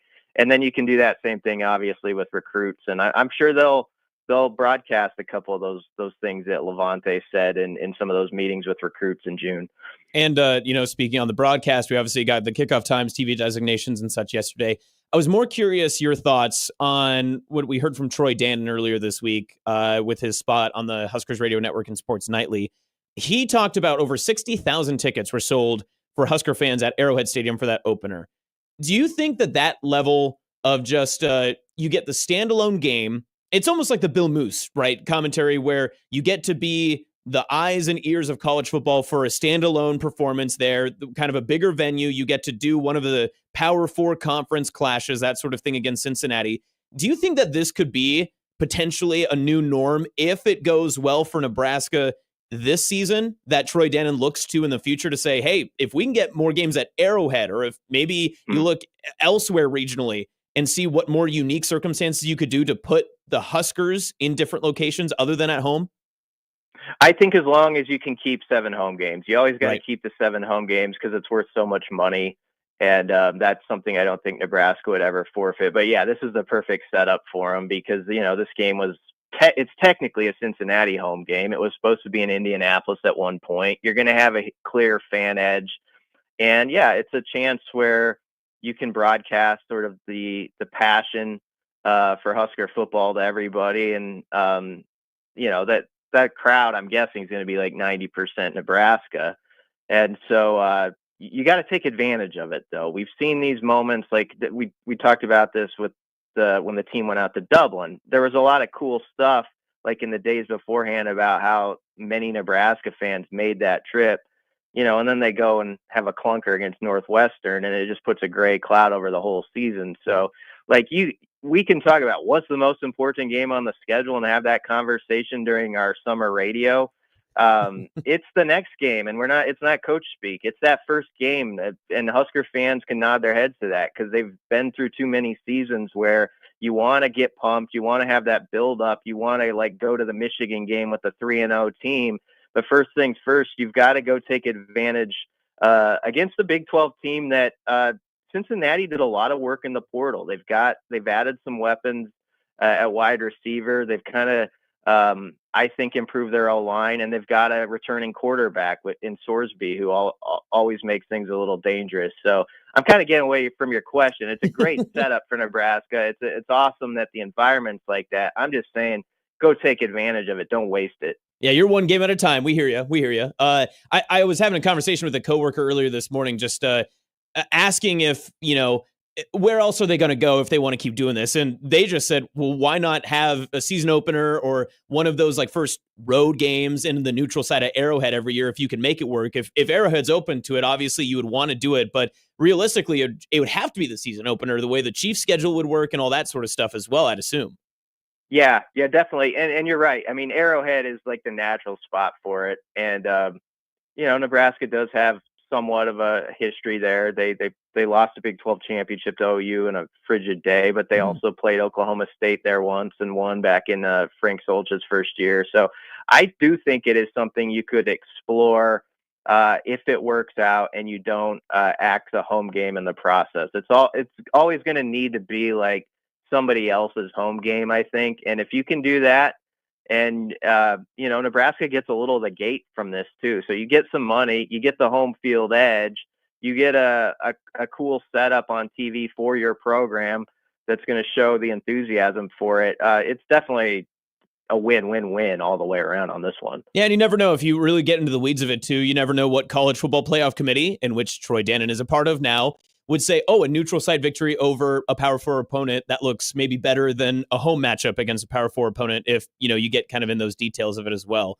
BC, I before we let you go, I wanted to talk about, you wrote about the O-line chemistry earlier this week or yesterday or so.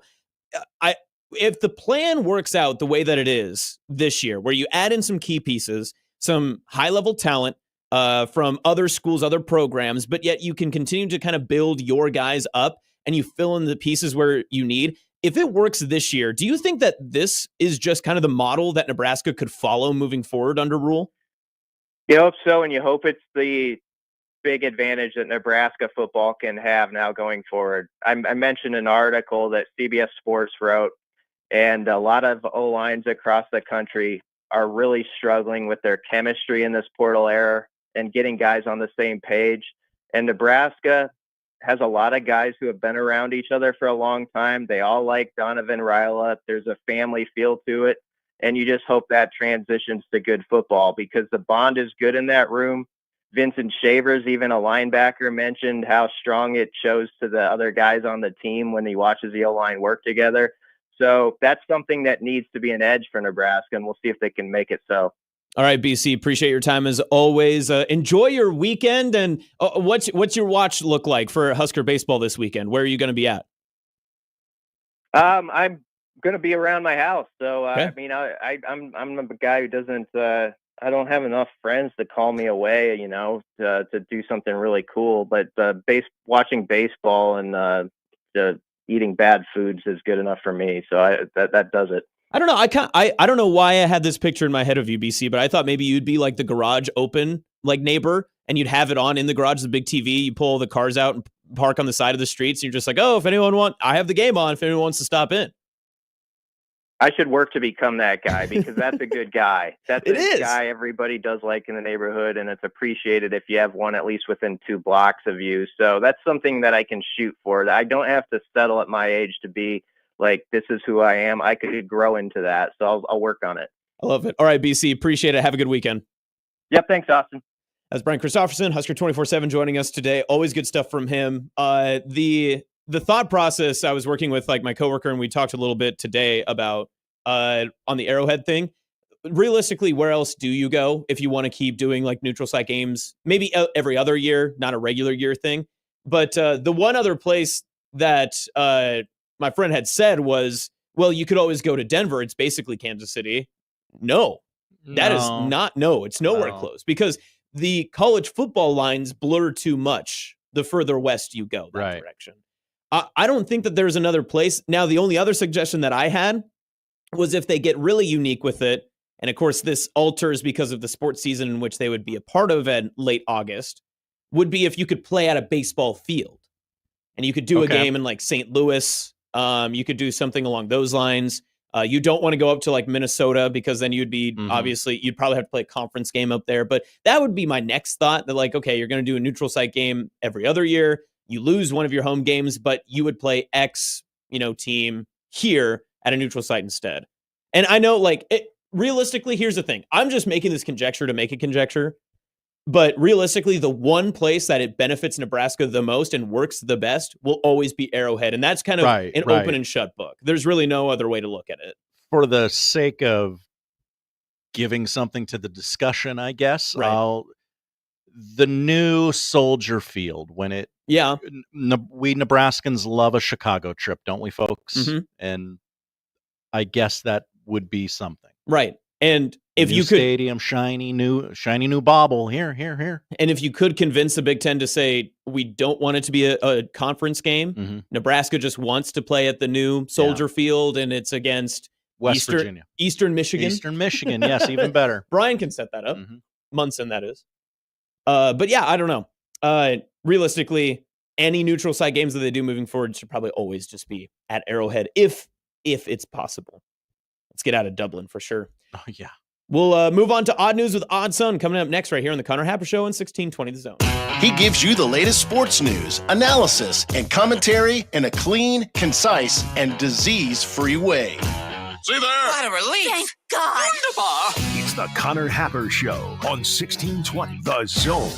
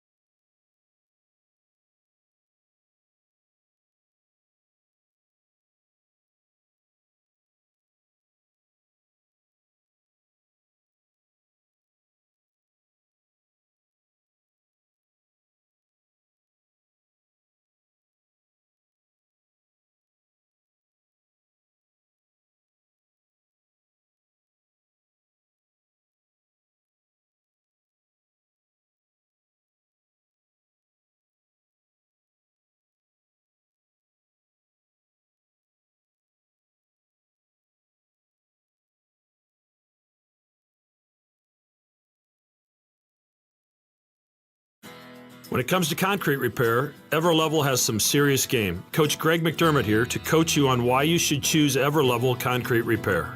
They've got the fundamentals to fix your cracked and uneven concrete, and their products will give you the best defense against future damage. It's a fraction of the price compared to replacement, and their solutions come with a long-term transferable warranty. Working with Everlevel is a slam dunk. Call Everlevel Concrete Repair today for your free inspection.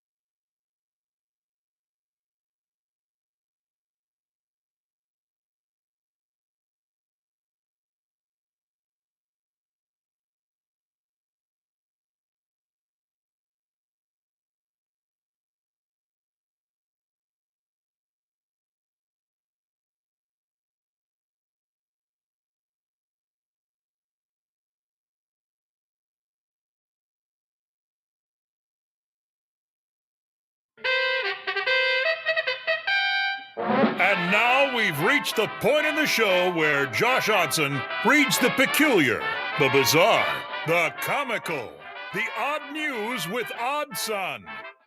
Odd news, Odd Son. See what we did there? The odd news with Odd Son. Welcome back, Connor Happer Show, 1620 The Zone. Austin in for Happer today. We will talk with him at 1 o'clock about Creighton baseball. Honk, honk, as the kids say. That's what they're saying. But let's get to odd news with Odd Son. And what's on the docket today? Well, I never like to tout the batch of stories I have on the front end because you know, you might think you got something and it turns out you don't really have anything funny to say about it. I like the stories we have today. Ooh, okay. I'll just say that. Are people going to ask if Josh cooked today? I hope that's the goal. Really. Okay. All right. They'll be the judge. All right. Sounds good. We go to Bristol for story number 1. Bristol? As a bear was loose on the Bristol campus of ESPN yesterday. Wow. That's crazy. Joe Fortenbaugh and Q Myers. Okay. Those are names. Host the 11 to 2 slot on ESPN radio. I wouldn't know, but why? What do you mean? How would you not know that? I'm busy those days. The Braves are on. That's right. Myers is a Vegas-based host, while Fortenbaugh hosts from Bristol. And during Thursday's show, Fortenbaugh informed Myers of a flashing yellow light throughout ESPN's Bristol campus, which spans more than 120 acres. The yellow emergency light has been flashing all over campus for the last 15 minutes, Fortenbaugh said.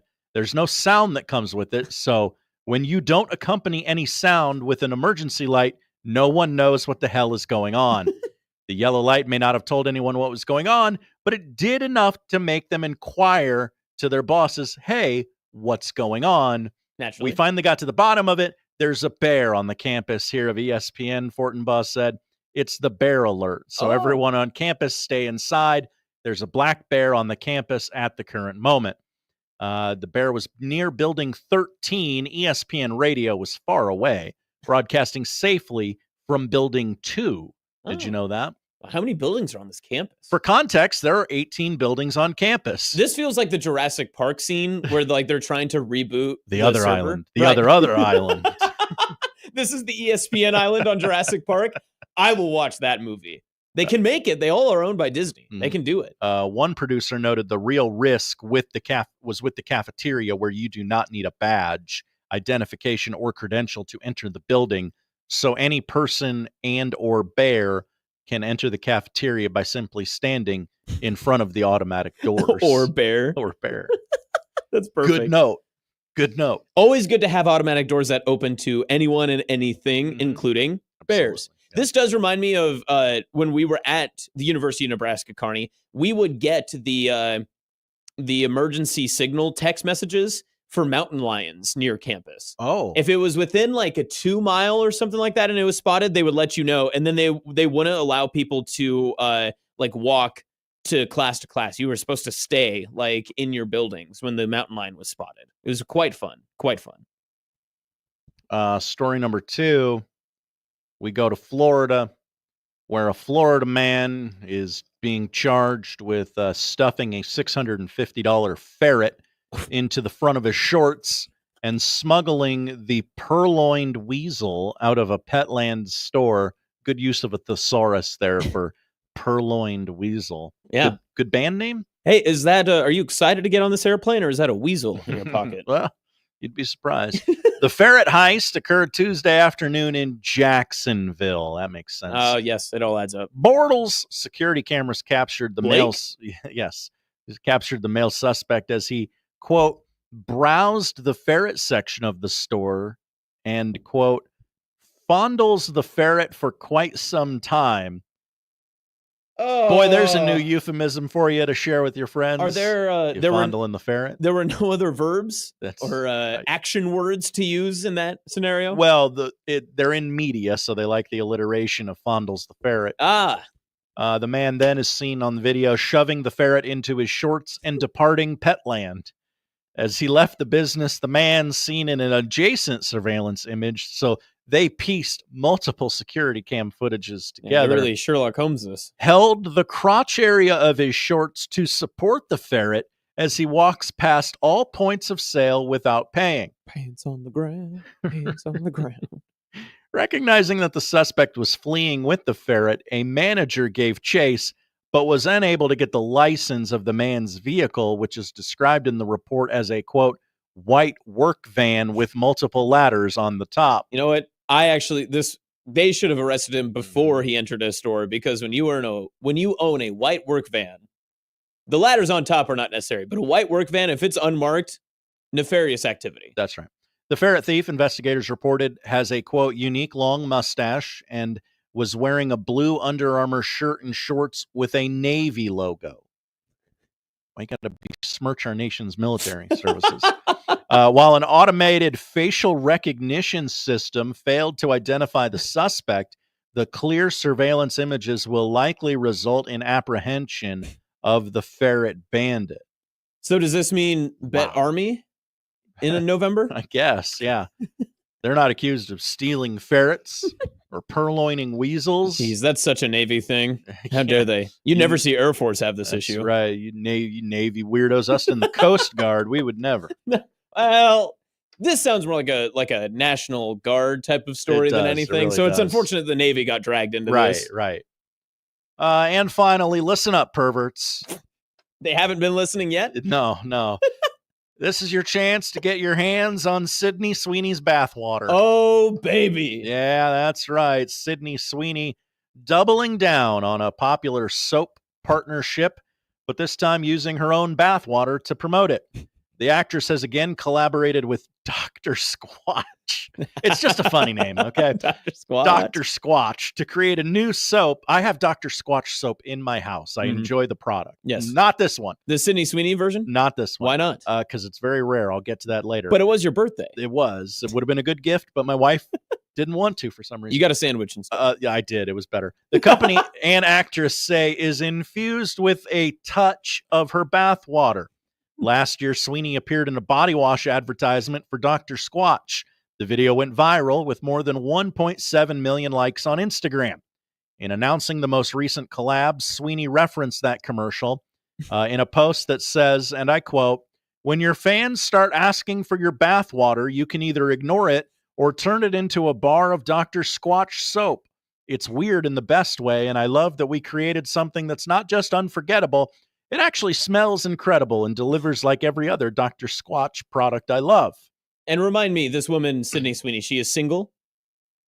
Yes, I believe so. Yes, I believe she is just currently single. Broke off her wedding. Some of the comments on said post from Sydney Sweeney are, we need to look at ourselves in the mirror, and every day we stray further from God.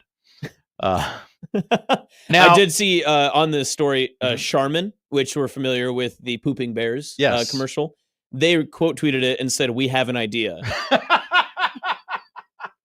All right, that's pretty good. Now, I know what you're thinking. You're saying to yourself, well, surely they're just trying to get perverts to buy this. It doesn't really have Sydney Sweeney's bathwater. Right. Au contraire, mon frère. It comes with a certificate of authenticity. This should only be able to be purchased between the hours of 1 and 4 a.m. on a pay-per-view channel where you have to call the landline number. First, last name. Right. It comes with a $30 guarantee, like payback, all that good stuff. Also, you will be put on a list if you buy this. The product, titled Sydney's Bathwater Bliss, will only be available for a limited time. Only 5,000 bars of soap will be made. Well, she can always take more baths. That's right. I mean, she is taking baths every day, right? To get one of the bars, fans can enter a giveaway on Dr. Squatch's website starting yesterday. The giveaway will close on June 5th, and only 100 bars will be available via this giveaway. The remaining product will be sold for $8 and will be available while supplies last. The phrase dropping bars does not apply to Sydney Sweeney in the same context. No, it's a little different. Also, shout out the guy whose job was to authenticate the bathwater, because there's only one way to do that. That's right. Ms. Sweeney, we're going to need to see you in the bath. I will need to see you in the bath. I'm Dr. Squatch. It's okay. I'm a doctor. The doctor is in. Thank you, Dr. Squatch, for your service. This is incredible. Oh, thank you, Dr. Squatch. Did your boy cook or did your boy cook? Your boy cooked. Can you put a bold question? Just say, did producer Josh cook? Did producer Josh cook? That's all I need to know. And this should be 100% yes. It's as close as we're going to get, right? It absolutely should be. Sydney Sweeney's bathwater. Come on. The certificate of authenticity, first and foremost, is fantastic. There's many layers of this. Also, the fact that Sydney Sweeney's all in. She's like, yes, my fans have been clamoring for my bathwater, and I'm going to give it to them. Who am I to say no? Also, the term bathwater, I understand, obviously directly means like person in the bath, their water that was there. Mm-hmm. People like adults like Sydney Sweeney aren't taking baths, right? Like she probably just seems like a very rare occasion. Yeah, she probably just like took a shower and like said, this is the same. And I don't think anyone would like complain about that. But well, maybe the Dr. Squatch fanatics would. Right. I've had a little more time to ponder this than you. Yes. So I got to a place where now, does she actually have to get in the bathwater for it to be her bathwater, or good question. Or can it just be this is the way I would draw up a bath that I was taking? It's her prepared bathwater, right? It's not exactly because the connotation is that it is the bathwater in which she was in. That's correct. But the phrasing of Sydney Sweeney's bathwater could just mean like they could sell this by the gallon and be like, this is the same water Sydney Sweeney would use for her bath. This is how she does it. She puts this scent and this oil in it, and we've put those scents and oils into our bar of soap. I'm willing myself. You know what, Josh? I'll nominate you as well. Okay. We will be the next authenticators of the next batch of Dr. Squatch's Sydney Sweeney bathwater to get down to the science of this. Which bathwater is it, Miss Sweeney? Which could it be? I just need to know. I don't need to see anything. No. It's a burning question I have for you. I would like to know the process in which this goes. Yeah. That's all that I need. That's all I need. I'm not trying to ogle your bits. Yeah. It's for science. It's the doctor's here. I need to know. Yes. Dr. Squatch, though, is a great name. It's a great name. It's fantastic. It's a good product, too. Well, I mean, you said it yourself. You've got, 500 bars of it in your house? I have 2. This is almost as bad as Goop. It's not as bad as Goop. I saw one. The first article I pulled, I immediately take that back. Had a lot of Gwyneth Paltrow references in it, and we as a society forgot about Goop too quickly. Yeah, we always have to circle back. Like that was the universe's jumping the shark moment when the sun probably started to consider exploding. 4 billion years earlier. Like we can't be doing that. We as a society are not holding Gwyneth Paltrow accountable enough. Yeah, she got more movies after that. Yeah. I mean, she did Goop before Endgame. She's not Can't have that. She's not a doctor. She's not a medical person at all. She's just Gwyneth Paltrow. Don't be shoving things up anywhere because Gwyneth Paltrow told you to. Yes. Okay? But then also on the other side of that as well, if Sydney Sweeney were to come out with like Sydney Sweeney's Goop these days, I think many people would buy in, and then we'd be in the same crisis. Oh, yeah, absolutely. But more people would believe Sydney Sweeney because she is more popular than Gwyneth these days. I would say so. Yeah. Yeah. You did cook today. I'll give you that. Thank you. You were like on a hibachi. Ooh. That was pretty good. Very early results in at 50-50 on whether or not I cooked. That's illegal. That's so wrong. Yeah. Let me put my vote in. I'm going to swear this right we now. we gotta prop those numbers up for a little bit. You got to get your voting numbers. All right, now we're at 60-40. It's 5 votes in. So consensus says, yeah, I believe you cooked. You're hibachi. I believe the Sydney Sweeney story itself was your own onion volcano. That was your perfect. Thank you. Thank you. Is that the best part of the hibachi? The onion volcano? Or is it the cracked egg in the hat? This is an excellent question. I think a lot of people are going to say the shrimp toss. Oh, the shrimp toss is good. Also, it's not my favorite, but what is the what do they squirt out of the bottle into every bachelor party's mouths? Oh, I don't know. The alcohol. What is it? Can't think of it right now. Gosh, I haven't been to a hibachi in a long time. I certainly didn't go to one for a bachelor party. Bachelorette, bachelor, either or. No, you've never seen this before? You don't know what I'm talking about? I don't think so. They have the little like water bottle, the squirt bottle, and they'll like go from a long distance away. Sure. Yeah. You have not seen this. No. I can picture it though. You're explaining it really well. Thank you. Yes. Yeah. I can get more visual with it if you'd like me to. It's like a long tube and a stream into it. I won't do it myself. That's bad. I am on stream. I'm willing to do things for the bit, but not that far. Not that far. Okay, well, we debate the inner workings of hibachi. We will be back and talk about a drama-less summer for Nebraska football. Is it possible? Is it possible? I don't know. Or did Matt Rule just buy 500 bars of Sydney Sweeney's bathwater to be placed into the walking river of Nebraska football? Here, players, you'll love this. I don't know. My kids said you'd love it. But no TikToks. No TikToks. That'll be next here on the Connor Happer Show on 1620 The Zone.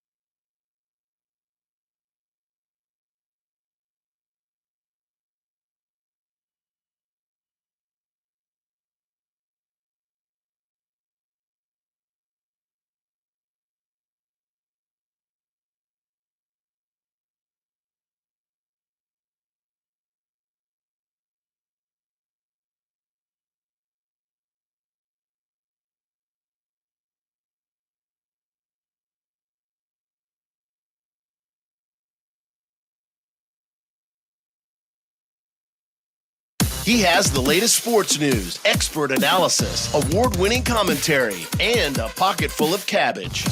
Can you give us an indication why? Just in case there's a sauerkraut emergency. Let's get back to the Connor Happer Show on 1620 The Zone. Welcome back, Happer Show, and breaking news. Huge news in the world of entertainment. Zion Williamson is still not playing basketball. Oh, no. That's a different story that we're not going to get into. No. This is entertainment and sports. Oh. So it's entertainment first, sports later. How does this affect Travis Kelce's legacy, people may ask? Taylor Swift now owns her masters 6 years after Scooter Braun drama. All of her music's now rightfully back to the queen herself, Taylor Swift, Josh. That's right. Very exciting day. It's huge. For Ms. Swift. Ms. No word on Reputation TV. I know. When do we get Rep TV, Travis? Let us know. All she had to get back was her reputation and her name. Mm-hmm. And now what? Yep. Maybe she retires. Is Taylor Swift considering retirement with Travis Kelce? Oh. So next on First Take. I'll put the question out there. Please. What else is there for her to do? And people say the same about Travis. Yeah. What more could you possibly accomplish? Do you want to be surpassed by a rising star in the twilight of your career? Never. Retire on top. Mm-hmm. Go out the way you intended. You never know. It's the biggest sports story we could possibly have today. Work less. See the world. Exactly. By the way, you're not going to see her for like 2 years. Mm-hmm. Well, not until Travis retires. Yeah. I wonder which nice vacation they'll go on next. They'll both take a long year off, and you'll never see them. Mm-hmm. I do enjoy. We're kind of into the part of the. I think we're into the full moment. This happened a while back where people kind of like laid off. Like there's still the paparazzi that will follow both of them. They're obviously hugely popular and whatnot. But I do I see now randomly the tweets of like Travis Kelce just working out or getting into a car, and he has like his shirt off, and like the Swifties will go, "Oh, this is like Travis is a real man's man." Oh, okay. I also have a little bit of extra weight and back hair, but I don't know if anyone would say the same thing about me. But to each their own, I suppose. We're also at the annoying part of the season where we all know this is Travis Kelce's last year, but you're right. Yeah, like he hasn't said it, so we can't call it that. And Patrick Mahomes has to get in front of microphones and go, "No, I think he's got like 8 or 9 good years left in him. I don't know, guys. I think he'd still run that seam route."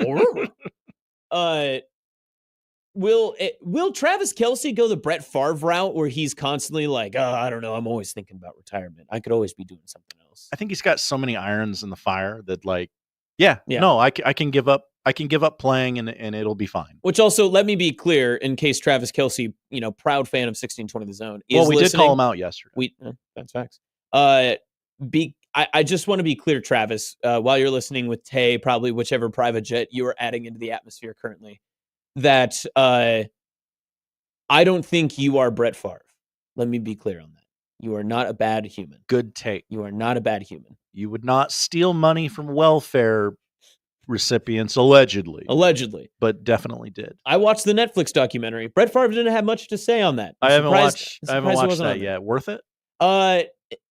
So it's funny you mentioned that because I was actually talking to one of my coworkers, Brandon, about it. Hi, Brandon. Brandon was he was saying like I didn't realize like how many things happened because he was watching it for the welfare stuff. And when I watched it, I thought it was for all of the like sexual allegation stuff. Mm-hmm. And when they like merged the two, I was like, oh yeah, I forgot about this bad thing Brett Favre did. It's almost like he told you who he was many times over and no one listened. It was great. And how loose the lips are in Green Bay media was quite funny though, because they're all like, listen, we don't need Brett Favre's number anymore. Right. Every single media person that was like a Green Bay Packer affiliate media person was just like, oh no, we could have wrote the cheating story on Brett Favre years ago. That makes sense. Because you can burn that bridge, right? And then I did like how Peter King at the very end was like, no, he's a bad dude. But middle of the pack. I don't know if they were editing it this way or if they just wanted one last Brett Favre defender, but I got the feeling that they had Peter King there to be like, nah, he's a great guy.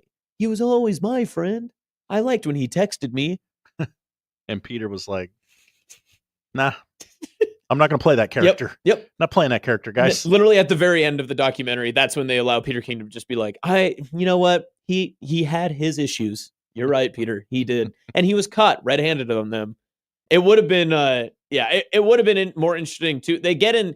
I also like how halfway through they talk about this grown man who's been in the NFL for many years and had a college degree from Southern Miss and all this stuff. And they were like, yeah, his father passed away and he lost control. And I was like, okay, I can see that. But they said it in a way as if his dad was still like, hey, don't cheat on your wife and take welfare money. Make sure you don't do that today, Brett. And Brett was like, okay. And then they alluded to the fact that as soon as his dad was, no longer with us, that he was like, well, I don't know who's going to keep me in check, so I better go do all the things that I've been talking about doing. Just played the game of my life, and my wife has breast cancer. I better go get mine. Be like, where is my flip phone? I have a text to send. That documentary was also interesting on the opposite side of that too, because the Untold series is a very interesting half and half. Right. Because some of them are phenomenal. The Manti Te'o one was phenomenal. I'll give it that. It's probably the best of their series. The Swamp Kings was a part of that, right? Swamp Kings was... Everyone watched Swamp Kings was like, who did you talk to we got this? Urban Meyer to talk. Watch Swamp Kings on Netflix. They did not talk about anything that actually happened in that season. So you won that game. That was probably really tough, right, Urban? That's right. Urban, how's your heart? The Swamp Kings one was so frustrating because the main clip out of that entire hour-long documentary was when they talked about doing overnight workouts instead of going out to party in Gainesville, Florida. They're like, yeah, well, Tim Tebow made sure we didn't go to the club. Some of my favorite nights in college were working out at 2 a.m. And it's okay, well, it's probably better to keep Aaron Hernandez on this side of the weight room rather than out in the community. Just keep it there. There's also just so much other stuff. But again, the Untold series are always, I would say, above average. I need to go see the Gilbert Arenas one. Yeah. That one was on my list, but it just kind of got shoved back because of work such stuff. And that one has a fun name too. What is it? I'm trying to think. Is it Shooting Guards? I'm pretty sure it's Shooting Guards. Yes, it is. Which is great name. Tip of the cap. On Letterboxd, that's an extra star. You've already earned it back. I'm trying to think of like the other. The Johnny Manziel one is okay. I don't mind the Johnny Manziel one. Yeah, that one was okay because it went through like the depths of like, oh wow, you didn't do anything. What they do best though is on all those series, it's just kind of a reminder of like, oh yeah, this is how that happened. Oh, that's how that worked. I liked all of those ones too. That was the best part of watching the Manti Te'o one because you remember where you were. Yeah, and the timeline's a little foggy in my head because we don't really talk about that much like we used to. And also what's crazy about that is I believe Twitter was around for that, but I remember in the documentary they do talk about it quite often about how like Facebook was like a big reason why the story blew up. And I think today that if someone tried to do that same story and strictly stuck to Facebook for like the reason why like it blew up and became viral, I would be shocked. If any story originated, could you imagine like a Woj bomb comes out and he's like LeBron gets traded, but he only posted on Facebook? Would anyone see it? I don't know. The bots would get to it first. We'd never find it. Right. Everyone would would take at least 6 weeks for anyone to notice. I don't mind getting on Facebook every once in a while. I never see anything that's not like a clickbait AI fake article. I think I get the Matt Rule's wife announces pregnancy post like once a week now.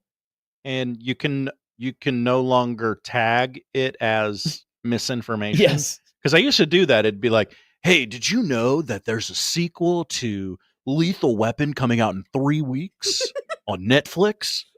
No, there's not. This is it's not even good misinformation. It's useless misinformation. It is, yes. Why would you do that? Why would you go to the trouble? Look at this fake movie poster I could create. Why would you do that? Yeah.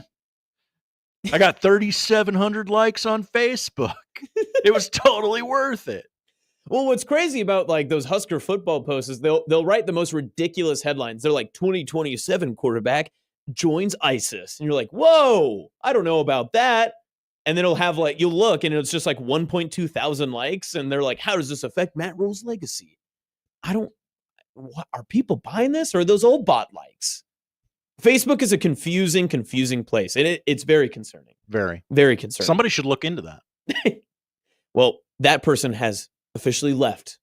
The freedom of speech man has left the office. He can't come back. He's done. He's gone.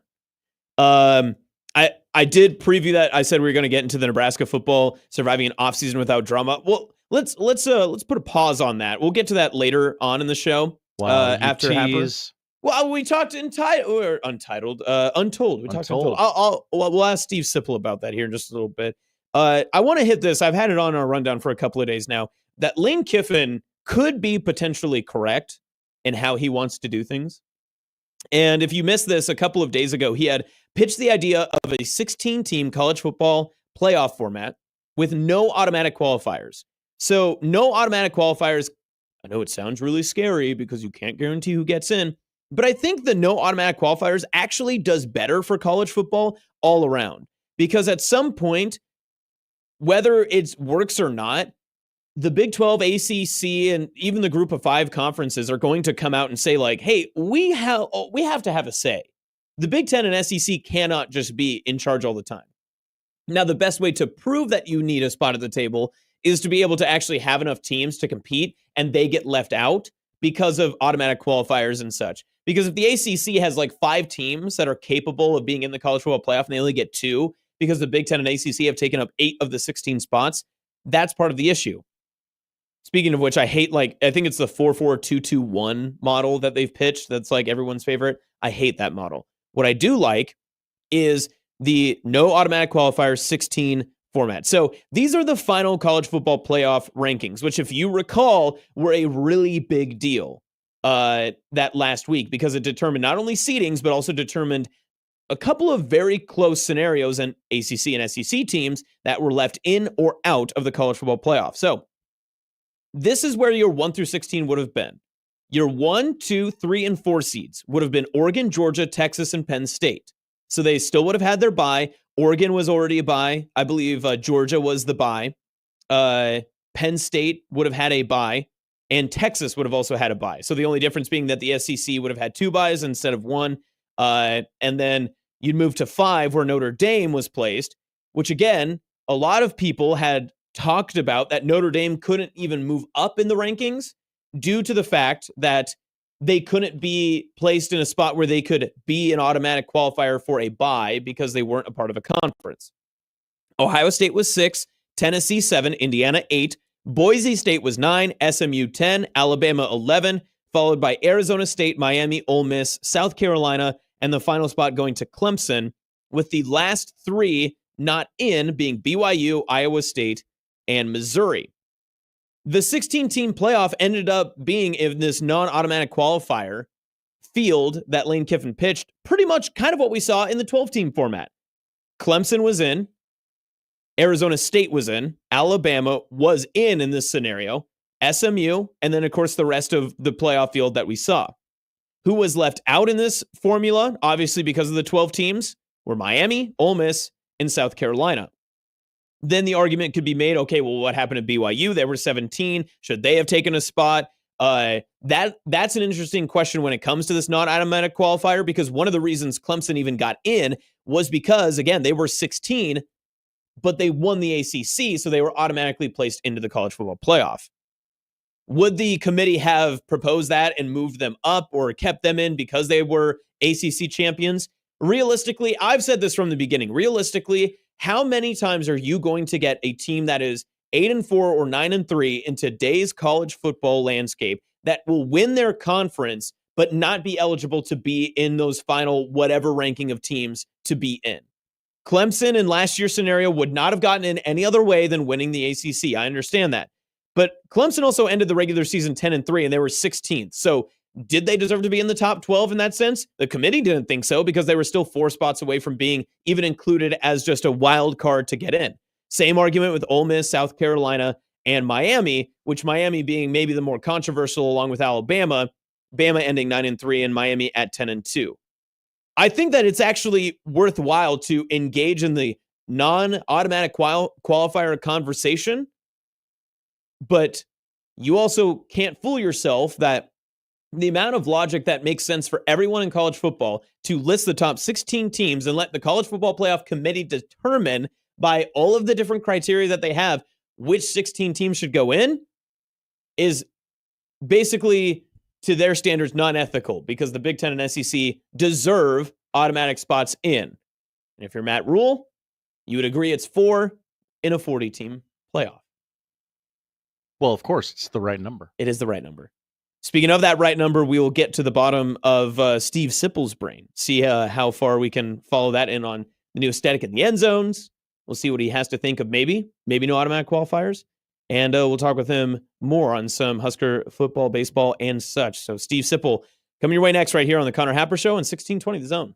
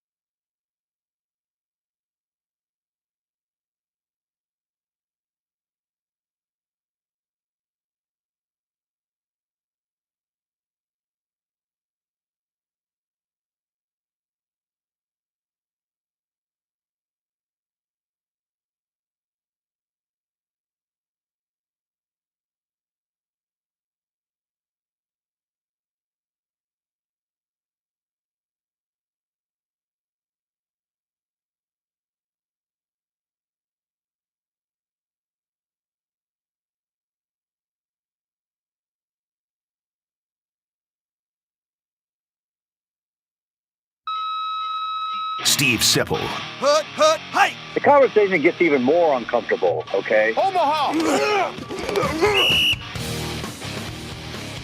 Steve Sipple on the Connor Happer Show on 1620, The Zone.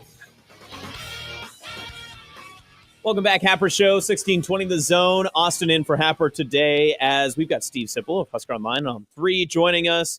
Sip, how's everything going? Where in the world are you today? I'm in Lincoln. Oh, okay. Very nice. Casually? I'm in the Haymarket area where we office. Is it on the 3rd floor of the U.S. Post Office? So that's where I'm at. I'm actually working today. We've been asking a couple of the guests this week where their favorite spot to do a radio spot would be. Is the 3rd floor of the post office in downtown Lincoln yours? Where's my favorite spot? Where would my favorite spot be? God, that's a good question. No, I'm in a hallway, and it's no. This would not be the place at all. What would be? There's got to be somewhere I feel comfortable around here, doing that sort of thing. Did you say you're in a hallway right now? That you're not at your desk? No, I'm not at my desk. I'm in a hall. I go out of the office. Okay. Sean's there, and he doesn't need to hear me doing an interview with you, Austin. So I politely go into the hallway. Now there's nobody out here right now. Sometimes people come out here too because there's other businesses. Right. But nobody out here right now. If someone does, I go into the stairwell area. So that's but I have to think about work. Oh, I do. Okay. There's a place. If I was going to do a remote, a Shoemaker's truck stop it's a good spot because there's a lot of people that don't recognize you out there. You wouldn't be bothered much. You can set up and because there's a lot of the nature of it is transient. I mean, there's a lot of people that are coming through. It's not a lot of Lincoln people out there. Right. Yeah. So you can kind of do a lot of, you could do it without getting bothered a lot. So gas station Sip, where are you when you peruse through the gas station, you're on long road trips or something, you're traveling out to one of the Big Ten locations. Do you have a mainstay go-to gas station snacks that you're at, or what's kind of your move? Do you have a regular, or are you always perusing? Definitely perusing, and I don't do a lot of it anymore. Right. I mean, when you're a younger man, and that's probably more something I did when I was younger. Not a lot of perusing. I try to keep it really simple. Maybe like a water, and I do like beef jerky, but it's gotten extraordinarily expensive. If I'm on the expense account, I'll go with beef jerky. If I'm on just my own personal, probably not. Nothing though. I'll tell you something.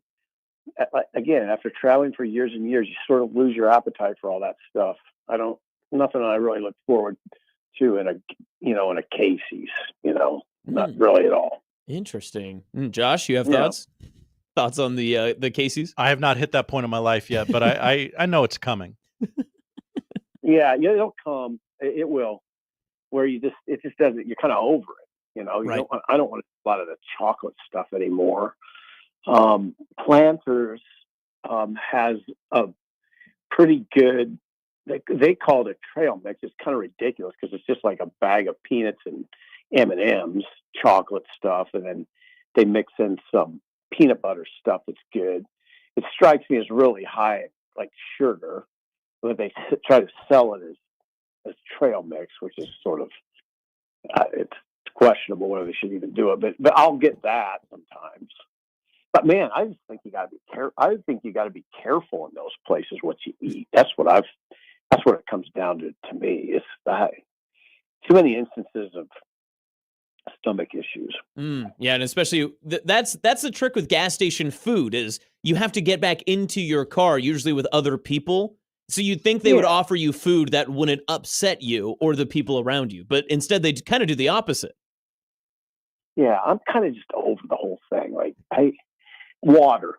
I mean, really, my answer is water. It's safe. It's good for you, and that's all I really need. And I'm 58. I just don't even get that hungry anymore. anymore, where I'm going in there thinking I got to get something. No, not really. I really don't. Okay, I love it. All right, Steve Sipple, Husker Online and On 3, joining us today on the Connor Happer Show. Sip, we've all seen it, the new Memorial Stadium aesthetics in the end zones.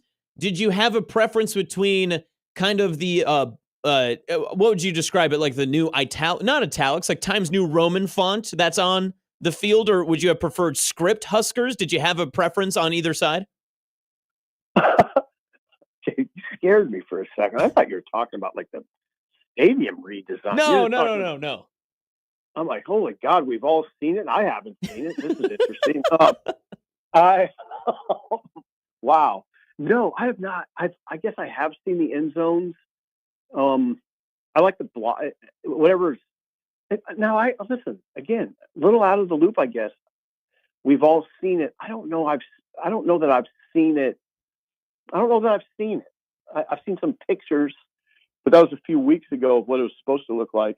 I like block lettering. If you're pinning me down on this, all right. I like, yeah. Sip, are you? So you haven't seen the photos of like the new field with the red end zones, all that stuff? I don't think so. Oh, that's honestly kudos to you. Your screen time has to be low if you haven't run into that yet. No, I'm going to tell you something right now. That kind of stuff, I've never been overly enamored. They're going to play on a field and they're going to paint the end zones. And it doesn't really. It's true. That sort of stuff doesn't really do much for me. I do like the idea of red end zones. Okay. I mean, how they paint the wording, just doesn't do much for me. Okay. But I'm looking forward to seeing a nice new field. It'll look nice, I'm sure. Yeah, absolutely. You can't argue that. I'm just a little bit shocked that you haven't been able to see these end zones yet. But nonetheless, if you've been able to scour your way around that part of the internet, that's pretty impressive. Go ahead. I'll check it out. Okay, that's what we like to hear. We just got done discussing the Lane Kiffin comments from a couple of days ago about the 16-team college football playoff with no automatic qualifiers. I'm pro that. I think that that's actually the right way to go. It won't happen, but I think that in like a neutral universe, that's the right way to do it. Do you see it that way, or do you prefer to see the automatic qualifier formats that they've pitched? I couldn't agree with you more on that. I saw the column yesterday. Andy Staples wrote about it on 3 National Writer, and he said exactly what you just said, Austin. It makes so much sense. And that's why it'll never happen. Mm-hmm. I mean, just on a very base level, I like the idea because you can explain it to people and they can understand. It's just the best 16 teams. How about that? Yep. Instead of, hey, what do you think about 4-4-2-2-1-3? And okay, what are we talking about? Well, certain teams get these absurd, or certain conferences get these absurd automatic berths. It's absurd. Mm-hmm. That's the world we're in my opinion. That we're doing this before the season. We're awarding automatic qualifiers before a season, which is done in no collegiate sport other than football, oddly. So no, I'm 100% with Lane on this, and I think that's the way it should be. If only because you can walk into Super Saver and ask a random sports fan, "Hey, explain the college football playoff to me." And they could just say, "Well, it's the top. You seed the top 16." Mm-hmm. Beautiful. Yep. But it'll never happen because the conference commissioners, the TV executives, mainly those guys, the university presidents, it'll have to be much more complicated than that. Steve Sipple of Husker Online on 3 joins us here on the Connor Happer Show. Sip, there's the kickoff times announced yesterday for Nebraska football, and there was a slight adjustment. The Nebraska-Minnesota game that will be played at Minnesota got moved to a Friday on the date change, and it comes a week after Nebraska's at Maryland. So there was a little bit of some chagrin that came up from Husker fans about the travel schedule it doesn't feel like there's enough focus on that necessarily. I think maybe that'll be more of an in-season conversation when we get to that moment. You can already tell like that Monday press conference will be, oh, it's a shorter week, all that sort of stuff. My question for you, is that something that Nebraska, as like the administration, the athletic department, the football team, whoever, Troy Dannon, Matt Rule, whoever it is, can they say and tell the Big Ten, no, we're not going to do that for player safety, for other reasons? Or is that a done deal where it's their hands are tied behind their back and there's nothing that they can do? Well, I think their hands are tied. Whatever, if they're told to play at 3 a.m. on the moon, you pretty much have to do it. They're beholden to the TV networks. But here's the thing: I overblown. Now, I believe it's an overblown conversation largely. Now, you could convince me that it's a conversation to be had if the Maryland game ends up being at night. If the Maryland game that precedes the Minnesota game is a daytime game, and Nebraska's players are back in Lincoln at 8 p.m., which is probably what the situation would be, or 9 p.m., then no, it's not. I don't even think it's a discussion. I think it's one of those things that media and fans fixate on for no reason. If the kids are back at 8 or 9, go to bed that Saturday night, get up and start rolling. It's not a problem. There's no, we can ask Rule about it on Monday and write little stories that are basically meaningless. I mean, so now again, if Nebraska and Maryland, if that's a nighttime kickoff, maybe there's a conversation. And then they get back super late, early in the morning,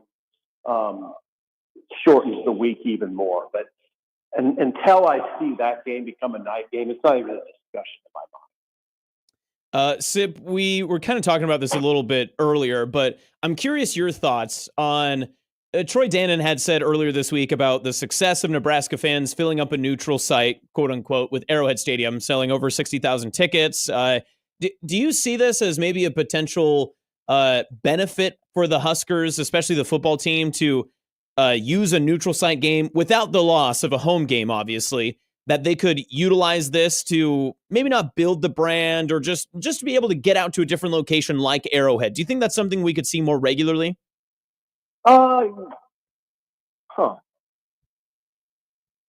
Maybe. I mean, I definitely think it's beneficial. Mm-hmm. You'd have to kind of sell where are we talking about? Where are we going? Right. What other venues are we talking about? They did the Dublin thing, which I think there's value in all of it. I do think there's some brand enhancement that occurs, especially if Nebraska would, in Arrowhead, win the game and play well in front of a packed house or near a packed house. I do think there's a lot of value in that. Now, I don't know. I haven't thought about where else they might play. Mm-hmm.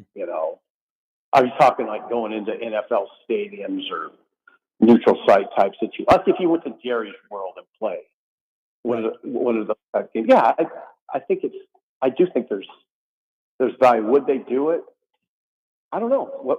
Based on what Rule has said about what he wants to do in the non-conference, I'm inclined to say no. I don't know that they do that right now. But I don't know. It's hard to say. You'd have to present the venue and the opponent to me, then I could answer it. Fair.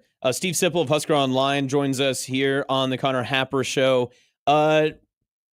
Sip, I'm trying to find the right way to ask you this. So let me just paint it bluntly. Are you looking to switch your soap brand if you're not already using Dr. Squatch?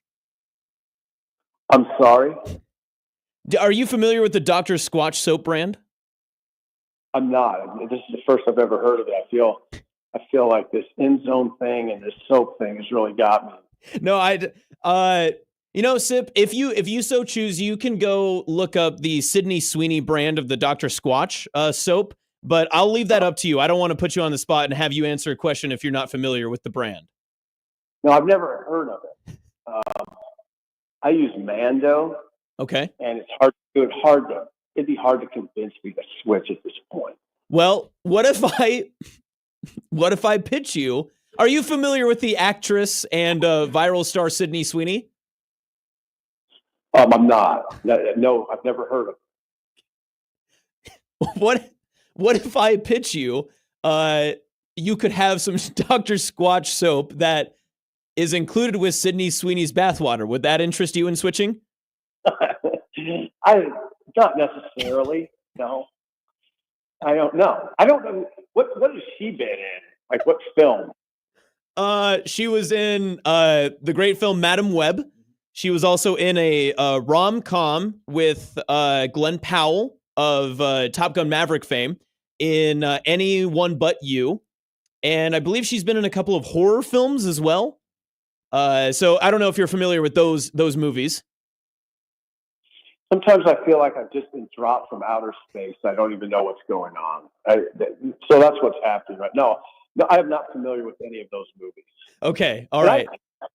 I am familiar with movies and the concept of, but no, I'm probably not switching based on any of that. I'll be honest, Sip, I'm out of questions. I'm flabbergasted. You've left me speechless. I've got nothing else to ask you. So Austin, that's 100% fine. Hey, I appreciate always talking with you. Our chat is curious though. If you fell into a well or moved to the stairwell, they're just checking on you, making sure you're okay. Yeah, I had to move. I told you my moves. I had to move. There was activity in the hallway, and I had to move into the stairwell. It's a stairwell. The stairwell. Perfect. At least you're safe in the well. That's all we needed to know. But Sip, we appreciate your time as always. Have a great weekend and enjoy tracking down Husker baseball this weekend as well. I got it on TV. I got the Holy Cross game on right now. Perfect. That's what we'd love to hear. All right, Sip, have a good one. All right, God bless you both. See you later. All right, that was Steve Sipple, Husker Online on 3. Could you feel my nerves coming out when I tried to present the soap question? Yeah, you had no idea. He had no idea what Dr. Squatch. You knew he had no idea what Dr. Squatch was. I was hoping he would know who Sydney Sweeney was. You knew he had no idea who Sydney Sweeney was. Of the 3 things I wish Sip knew about online, if I could pick one, whether it was the Memorial Stadium end zones. He hadn't seen it. Which was crazy. Sydney Sweeney or Dr. Squatch soap. I was hoping it was Sydney Sweeney, just for content's sake, mostly. But, man. One of one, that man. One of one. I also see on the screen Connor's father. That's right.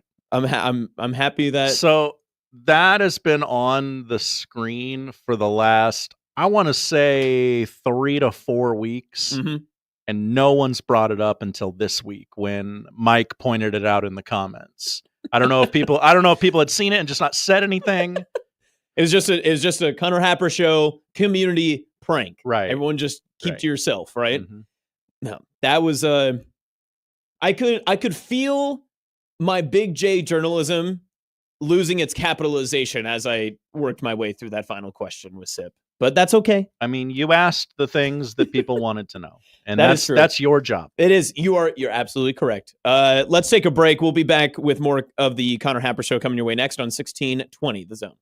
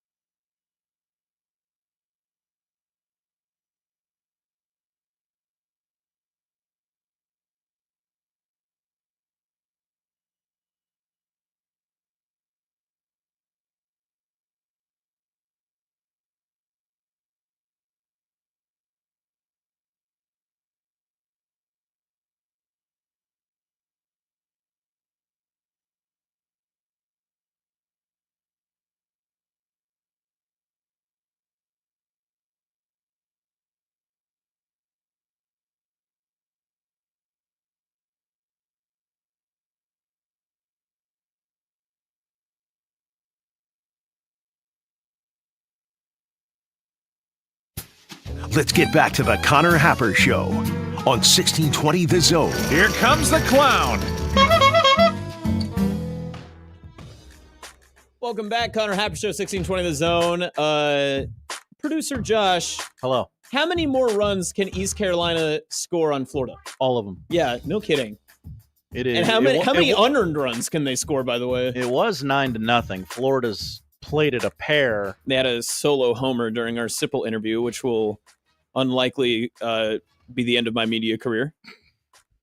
9-2 ECU right now, top of the fifth. This has been a phenomenal day so far. I can already tell this weekend is you can quite literally see just like the trajectory of this weekend moving upwards. Something about like just talking to Sip just brings like more philosophical questions to the world, you know, where you're like, I wonder what Sip thinks of this. And never once did I go into I have my little Happer Show walkthrough of the things I want to talk about. I left Sipple's portion very empty. Specifically, because I was like, we'll just see where the wind takes us. Well, and let's pull the curtain back a little bit. There are some guests who you trust to play in the sandbox a little more. True. Like you can just wind Sipple up and he will comment about anything, yes, regardless of whether or not he is educated. And if he's uneducated, he'll let you know. I know what movies are, but I don't know who Sydney Sweeney is. He's familiar with movies. It's a stairwell. I know. So part of my job at Herd at Sports the day-to-day is I get to write like podcast descriptions and do that sort of stuff. So I get to listen back on certain shows and, you know, write the descriptions and such. During the Sipple segments. You got a guy for that? Yeah. Well, when you get to do it, right? Yeah. And you get to put those in, how do you determine which information is relevant to put into the podcast description? Here's what I have. I have not finished it. Oh, okay. This is a good exercise, actually. This is good because this is a quick little segment. And also go listen to the Happer Show on Apple Podcasts and Spotify. Sip reveals his favorite place to do a radio interview. Okay. Trail mix talk.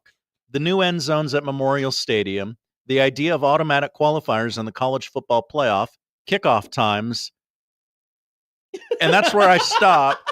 Because I go back and watch the video. I literally dropped everything to listen. I did notice. Fists on my chin. I did notice you pushed the microphone away and you I couldn't look at you because of the post you were doing. And I just let it run because I was like, this is either my very last time hosting this show and I'm just going to run with it, or Josh Odson is loving the content that I'm providing. Because I knew we were about to ask a man who in no way knew who Sydney Sweeney was about Sydney Sweeney's used bathwater. But I knew Sipple would say something. But credit to me, I did ask the questions. I didn't assume he didn't know who Sydney Sweeney was, and I didn't assume he didn't know the Dr. Squatch soap. So I wanted to make sure it was clear to the audience that he knew what was happening. And we got the answers we well deserved. Yes. Man. And he offered up the quote of a lifetime. Something about the quote is so funny to me. I use Mando soap, and at this point, it would be pretty hard to get me to switch. There was just so much in there. Like, and also, we haven't even gotten to he managed to not see the red end zones all week. That was the first bonkers part of the whole thing. That he was like, "This is new. I've never." What do you mean? What do you mean? They're going to play on a field. Who cares? Which is a total Sipple take. I didn't even I tried, journalistic integrity. I try to be very kind to the guests, obviously. You don't want to interrupt them when they're in the middle of a thought. But I did want to ask him if it was tough seeing the end zones from the press box. But I didn't get the opportunity to. I could have, but I didn't.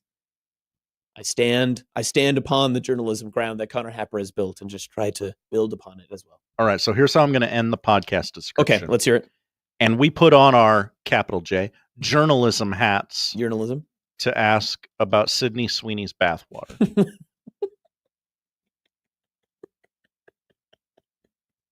All right, Schick. All right, Nick. You guys take that one and run with it, okay? Perfect. Yep, we like that. It's perfect. That's yours. I'll send it to you if you want it. You have my number. Well, we are seeing that Squeeze Play, if you choose to celebrate, is on and running currently. So congratulations to all who celebrate. Mm-hmm. I'll be honest, though, and you know this because I told you this one of the very first times I was asked to be a guest host on the Happer Show. I wasn't a big baseball guy. I can firmly say 11 months in the baseball city of America, I have indoctrinated baseball. Hello. I'm into squeeze play. I saw it. This is going to sound ridiculous. This is Matt McMaster-ish from earlier crossover. Okay. I watched squeeze play highlights of 2017 on YouTube the other day. Whoa. Yeah. And it was just after your Storage Wars highlights? Yes, after my Storage War Fights highlights. Okay. But I don't know how I got into this rabbit hole, but they were like the best of squeeze play like 2017, 2018 or something like that. It was phenomenal. I really enjoyed reliving the highlights of games and players in which I do not remember nor recall. But it was great. I mean, they had like all the little switches and angles and stuff and the commentary in between. They do a great job. So squeeze play essentially is just people yearning for red zone. That's really what it is, right? I mean, hey, red zone is popular. Let's do red zone with everything. Exactly. What else could you get red zone in though, other than the Husker end zone, which Sipple hasn't seen?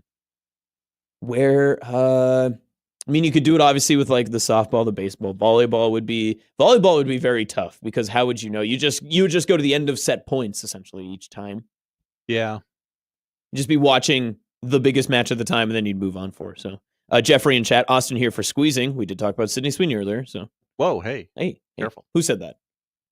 Not to be confused with Brittany Mahomes. Not to be confused. Would never. No.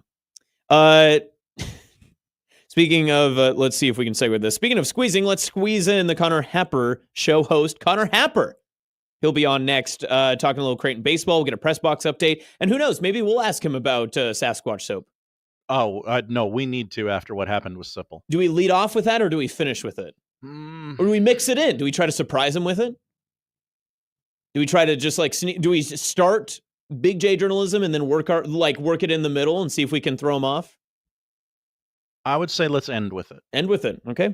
We'll see how this works. All right. That's next right here on 1620 Zone, the Connor Happer Show.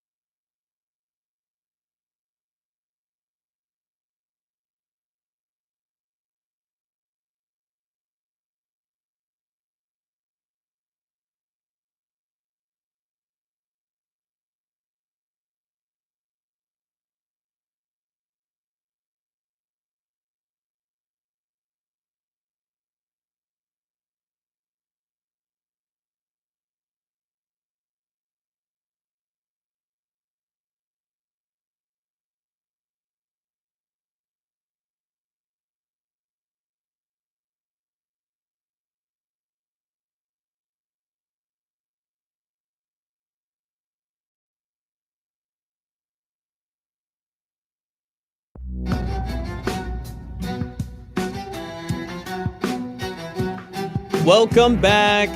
The Connor Happer Show on 1620 The Zone. I'm Austin. Producer Josh hanging out with us. And host of the Connor Happer Show, Connor Happer on the line. Hap, how we doing? Hello. Great. How are you? So good. So good. Even better to be talking with you. Oh, you even have your own lower third. That's fantastic. Look at that. Great work, Producer Josh. Got to tell the people who's on the show. That is true. Yes, you do. You look very, how do I say this? Exquisite? Stoic. Yeah, stoic on your lower third. It's just basically your headshot photo next to Sandwich Enthusiast and your Twitter handle. That's true. That I cannot deny these allegations. Have you found your appropriate sandwich on Fayetteville? No. Well, no. We went to a barbecue place last night that was pretty good, but no sandwiches, just the meat and some mac and cheese. So no sandwich yet, but you never know when a sandwich is going to find its way to you. That is true. Now, yes. Real quick, I want to get in here because I'm noticing something. Connor, you sound a little congested. Uh-oh. No. Okay. No, okay. I don't think so. You don't think so? I'm just Are you okay? Yes, I'm very okay. I'm inside today, so I don't have to project my voice as loud. All right. I don't know. It's just like a natural thing. So I'm doing this interview from a couch in my hotel room. Yes. Can you go to the stairwell of said hotel? Because that's where Sipple joined us from just a few moments ago. And we had thought that he had fallen. Well, that's good. I'm glad he didn't. The stairwells tend to not get great reception. So I don't know how he did that. I'm told that the Sipple interview was top notch. He was great. Sipple. Yes, he did some excellent sippling today. Yes, we had a very good discussion following out afterward as well. Sipple was very good, but no Creighton baseball in Sipple's mind. But that's why we have you. But that makes sense. Before we get to that, I do want to double check. Did you get to walk through your press box today? Are you comfortable with your new digs? No, I still haven't got up there. Oh my God.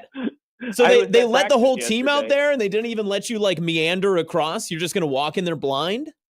Yeah, I just stayed on the field. I didn't even go. I could have gone up there, but I just stayed on the field. So yeah, I just stayed down there, and then I walked through Arkansas's baseball facility. I wish I could do the game from in there, but that would be a much worse view, but it's very nice in there. Yes.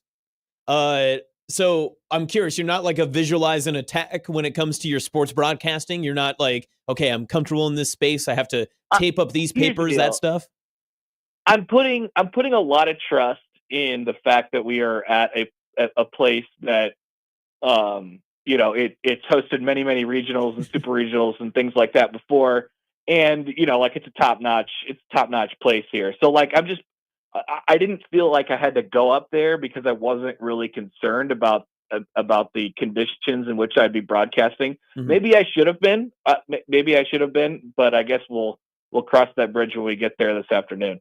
And it's just a solo broadcast, correct? Just you on for 9 innings? No, Glenn will be joining. Okay. Glenn Sisk will be there. I was curious to find out because I didn't know if you tried to make a few calls or such because much like in the basketball matchup, this is kind of a Nick Baugh Bowl. Wow, you're right. I did not call Nick Baugh. Notable baseball enthusiast Nick Baugh. I tried to. Well, he would have been good for a couple grunts in the background if that's what we were looking for. But, everybody's a little nervous right now. I tried to call John in, but he had to get his cast off and his stitches out and stuff like that today. So big day for Bish. Yeah, huge. You guys saw him last night. How he looked great. I saw some pictures. Oh, he was, as the kids say, swagged out. He was feeling himself too. He knew that cast was coming off. He was ready to get that summer tan on. Mm-hmm. Oh yeah, his arm is got to be looking real questionable right now. So. I do looking forward to seeing that. I realized I've never heard the term cast off before, and I immediately go to the song Mask Off. So I imagine John just rapping that to the same beat that is cast off. Yes. Ask John about the song Mask Off by Future or whoever it is and see what he says. Okay. I wonder if he'll have anything to say about Good that. crossover topic. Yes, good, great. Yeah, it's a good thing we have a pre-crossover topic planned because usually those can get out off the rails. You want to come with something. Yes, you always have to have something prepared. There is a parody song in there somewhere if anybody's interested in rapping. Nick Baugh, we could ask him.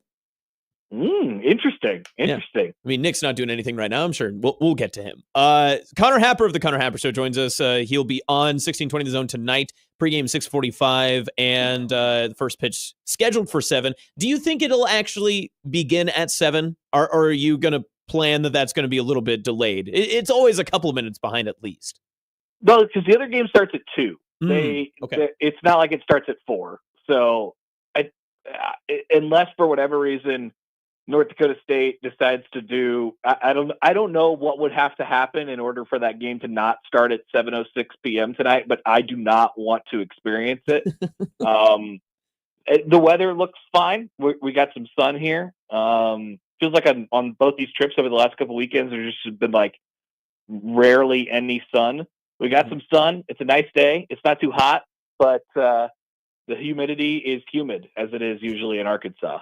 The humidity is humid, indeed. When it comes to what you've been prepping for, what you have kind of seen or been reading up on Kansas, looking back through their season, I mean, they had a hot start. A lot of people were penciling them into a lot of main contender categories and such. Where is the team now comparative to where they were in that beginning stretch of the year? Yeah, I mean, I think they've been pretty, like they consistently are who they are, right? I mean, they hit home runs. That's kind of their deal. And then they're, like we talked about yesterday, they're just anchored by those first 2 guys in the rotation, and Creighton will see. By the way, I think this is the only regional, I would be willing to bet that this is the only regional game that we'll have this weekend, potentially in the entire NCAA tournament, that will feature 2 Dominics starting against each other. Wow. So, yeah, if you're into Dominics, Great feels like a Big East matchup, but it's Dominic versus Dominic today, and vaguely from Kansas and Cancelleri from Creighton. So, no, I think there's a lot of respect there on both sides. Listening to Coach Fitzgerald from Kansas yesterday talking about Ed Service and his defensive coaching mind, and then what Coach Fitzgerald has done at Kansas in 3 years has been really impressive. I mean, a pretty dang quick turnaround and big steps in each of the first 3 years, and got him back in the NCAA tournament for the first time in 11 years. So, I mean, yeah, I think they're a force, and it's a ballpark that does tend to get pretty offensive, not quite as offensive as the one that Creighton played in last weekend. But the ball flies pretty well. And so I think that probably, Creighton cannot afford one of those performances where they walk 13 again. I still don't know how they survived that against St. John's, but that will not be in the winning recipe for tonight. So that was my next question. Was obviously, like you had mentioned, Creighton had played in the Big East tournament, and really a lot of the games this season for Creighton have been kind of on the higher scoring affairs, especially when you look just like at college baseball in general and the teams that are going to keep playing. And I'm going to ask this question as East Carolina leads Florida 10-2. But for Creighton, their expectation coming into this, are they kind of banking on the fact that, hey, we gotta keep the runs low on kind of both of our sides? It's going to be a closer game if we're going to be winning out of this region. Well, I think they can score. Like it's not that they can't score. Yeah. And the power numbers have really ticked up, especially over the last 7 to 10 games. But note that they've played at Georgetown and at Prasco Park, so like that's into the conversation. And this probably, it's a lot closer to those 2 parks. This park that they're playing in tonight, it's a lot closer to those 2 than it is at Charles Schwab Field. And the weather's getting nicer, so that stuff just happens around this time of the year. So they have some guys who can hit it gap to gap. They have some guys who have some power, but mostly they're going to get their runs from, moving guys over and singles, and they're not a huge extra base hit team. So yeah, I think the key for them, it starts with defense and pitching, and you have to, Kansas is probably going to run into a couple, like they're probably going to hit at least a home run in this game. So the key is, can you make that as, not painful for you? Can they be solo home runs? Solo home runs won't kill you in this park. So I think that'll be a big key for them. Dominic Cancelleri's got to get him into the game. was thinking about this today, watching some of these other games so far, and like you said, ECU, against Florida here, like they jumped right on them right away. Yep. Right. So Creighton's the road team in this game, and they'll probably try and jump on them right away and just feel like just get them into the game a little bit. I think for both teams, it's kind of like how you manage the emotions, given that nobody really on either side has played in an NCAA tournament game. I mean, Creighton has a couple, but we're talking about 4 years ago for Dom Cancelleri and Kyle Hess at Notre Dame at this point. So nobody's really played an NCAA tournament either of these two teams. So I think the nerves will probably be really interesting to watch in the first inning or two. Connor Happer of the Connor Happer Show, and for Creighton baseball, I don't want to, not give you the title of voice of Creighton baseball, but they did say at Oscars last night that it is still John Bishop's job. So I don't know if you have. It is. Do you have beef with the Oscars as well? I have beef with Oscars. Yes. Okay. I like to support my guy John Bishop, but he is the voice of Creighton baseball. Doesn't seem like it. Someone's stitches are going out, and the other's in Fayetteville. So it is interesting. I know those two are related, by the way. I know you. We talked yesterday. You mentioned it a little bit there as well. But there are parts of this lineup for Creighton, especially, that feel especially important, and not just like in their statistical. Where are they? The fourth batter, or wherever they're sitting. In terms of if it's going to be a tight moment or a close game or a batter's on, this guy is going to have to get a run in somehow, some way. Where do you see that as a strength in Creighton's lineup, just from what you've seen through the season? Who's kind of that consistent piece that the Blue Jays are going to rely on through this weekend to be like, hey, if we're going to play tight games, this is the guy that we're going to have to lean on to get some runs scored?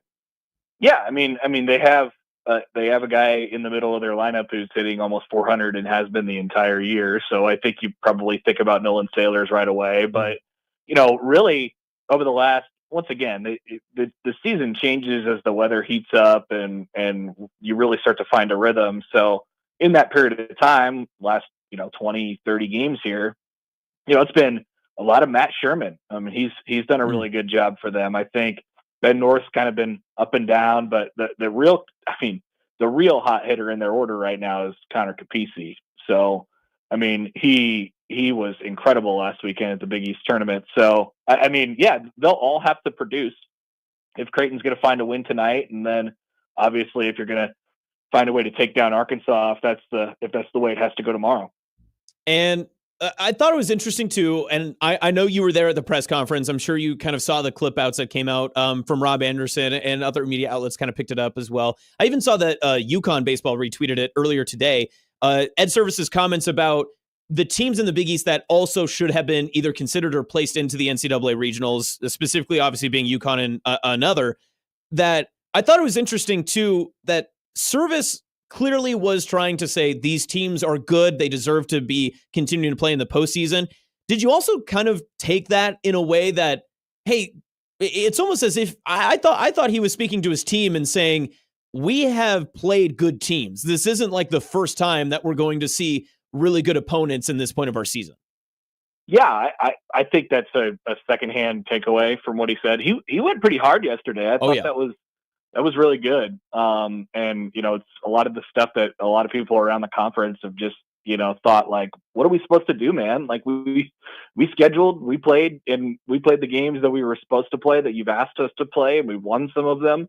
And we lost our conference by basically a game, and lost our conference championship game to that same team. Like, what are we supposed to do? And so I also think it's like a message as well of like, whoa, looking back, hey, if they don't win that game, if Creighton doesn't win that game, then they're probably not in the NCAA tournament. So you're also, really grateful to be in the position that you're in right now as well. Yeah, I think there was a lot to that. And I think there's less of a case for Xavier as there is for UConn. Mm-hmm.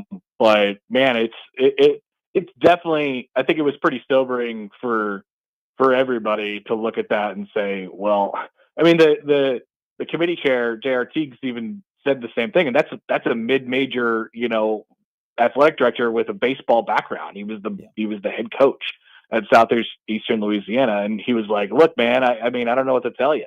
So that's, that was a tough one to swallow. I think for everybody, but luckily for Creighton, they don't have to really think about it anymore. Now they can put all that stuff behind them. It was good that Coach Service did that yesterday, but now Creighton has to play kind of representing the Big East as well. So I think that's maybe something that's a little bit in the back of their heads going into this tournament. Connor Happer of the Connor Happer Show and Creighton Baseball voice of tonight, 1620 The Zone at 7 o'clock, pregame 6:45. Happer, what do you have for just like amenities out there in your hotel? Like, do they have you suited up well? I know you haven't been in the press box, but the hotel, all good situation? Oh, it's fantastic. Yeah, we get treated very, very well here. There's in my older age now, I have this is like a new development for me in hotels over the last 5 years, I'd call it. Mm-hmm. The last 5 years, if you had like a line graph, it would shoot up in the usage of the closet at the hotel. I agree. Yes. I love using the closet with the hangers at the hotel. It's very nice. I don't keep my clothes in the bag and then just pull them out randomly throughout the duration of time I'm there anymore. When I get here, I unpack everything. I hang them up. There's drawers and random little cubby holes, and there's a lot of space. So the closet space is good. I got a little desk where I got my computer and I got everything all set up. TV. I'm sitting on a couch right now. It's a lovely place. Very nice. What's the bathroom situation? Are you able to steal the soap, or is it like the hand pump soap that like they have attached to the wall? Look, let's see. Let me go in here real quick. You're talking about like in the like on the bathroom sink? Yeah, the sink or the shower. They have sometimes the pump ones that you can't steal anymore. Yeah. Right. So the sink, I think you could take them. They're just tiny little bottles that pop off them. Wow. And then in the shower, they are nailed to the wall. So but I'm not a big shampoo or soap stealer from hotels. Never been my style. I just don't like to carry extra things with me while I'm going places. So I don't take anything. That adds up. Well, obviously you must be a man of many amenities at home then. You probably have the highest soaps at home that you like to keep on your position. Yeah, I talked about this before. It's not a huge point of pride with me. Like, I don't use very much soap. Like I clean myself. I'm a clean person, but like I don't need shampoo because I don't have any hair. And you have the old Spice or whatever it is. Like, I don't know. Yeah. And you put it on the loofah and then that's it. I don't really think about it. It's just if it's in the shower, sure, I'll use it. I probably should. My skin's, I'm a pretty dry skin guy. Well, maybe I should think about the soap more often. Yeah. Well, if you were to change soaps, have you considered which soap you would go to? No, I don't even know any of the soaps. I have no idea. Okay. Well, Sip offered Mando soap as his, but we also have a pitch for you if you're curious. So hold on. Isn't Sipple like, isn't he hawking Mando? Aren't they like doing that on Husker? Like, don't they have promo codes? Oh, is that why he does Mando Okay. soap? Okay, that makes more sense then. No, I'm pretty sure. I don't know that I've listened to a couple of their podcasts, and for some reason, at some point, they've talked about that Mando soap before. Sipple is a shill. You guys fell for it. Well, wow. Listen, how about we make you a shill for your show, and we can pitch the Dr. Squatch soap. Are you familiar with the Dr. Squatch soap? No, never heard of Dr. Squatch. Well, there's a new variation of it that I think will actually work very well because you mentioned like, you have to get yourself a bit cleaner and you probably just moisturize a little bit better, for the extra skin that you show. Sure. Yes, I'm with you. Yes. What if we offered you a Dr. Squatch brand of soap that also includes more moisturizing from like bath water? Would that interest you? What are you talking about? More moisturizing from bathwater? What are you saying? There's a new brand of Sydney Sweeney bathwater soap that we would like to get in production for the Connor Happer Show. Are you interested? That is disgusting. That is gross. All the kids these days, talking about Sydney Sweeney and all these things. I mean, this is ridiculous. No, I don't care. You don't want the Connor Happer Show brought to you by Sydney Sweeney's Bathwater Soap presented by Dr. Squatch? Little wordy. No, I mean, I'm a shill. Like, I don't mind. I think you should put that out there again. We will sell any product the sales department sells for us. Any single one. That's true, Josh. Yes, I would second that. But it wouldn't be the first thing. I'm not pining for it. Okay. At this point. Well, you'll be shocked to know that not only would Sipple not recommit to a new soap, but he was unaware of who Sydney Sweeney was. No, he knows who Sydney Sweeney. He also hadn't heard of the red end zones. He hadn't seen them yet. Okay, that's unequivocally not true. The first one I kind of believe. The Sydney Sweeney one I kind of believe, but he knows about that. He's probably done 3 podcasts about the red end zones. It happens. I mean, yeah, you have to think they're all sponsored by Mando Soap too. So that's the red end zone show. Yeah. Have you gotten confirmation on this? Because I'm pretty sure that's the case. No, we've just put it out in the universe now, so we'll see. I don't even know how to look it up, Connor. Yeah, we'll see what we can find. I think Sipple would even agree with you that he is a shill and has no problem saying so. He would agree with this. Yeah, more than likely. But Happer, we appreciate your time. Thanks for spending more time to break down Creighton baseball for us. Best of luck on your call tonight, and I hope you have a very long weekend. I hope you're there in Fayetteville for quite some time. Me too. Oh yeah. By the way, Austin, if we're in the game on Monday, do you want to fill in for me?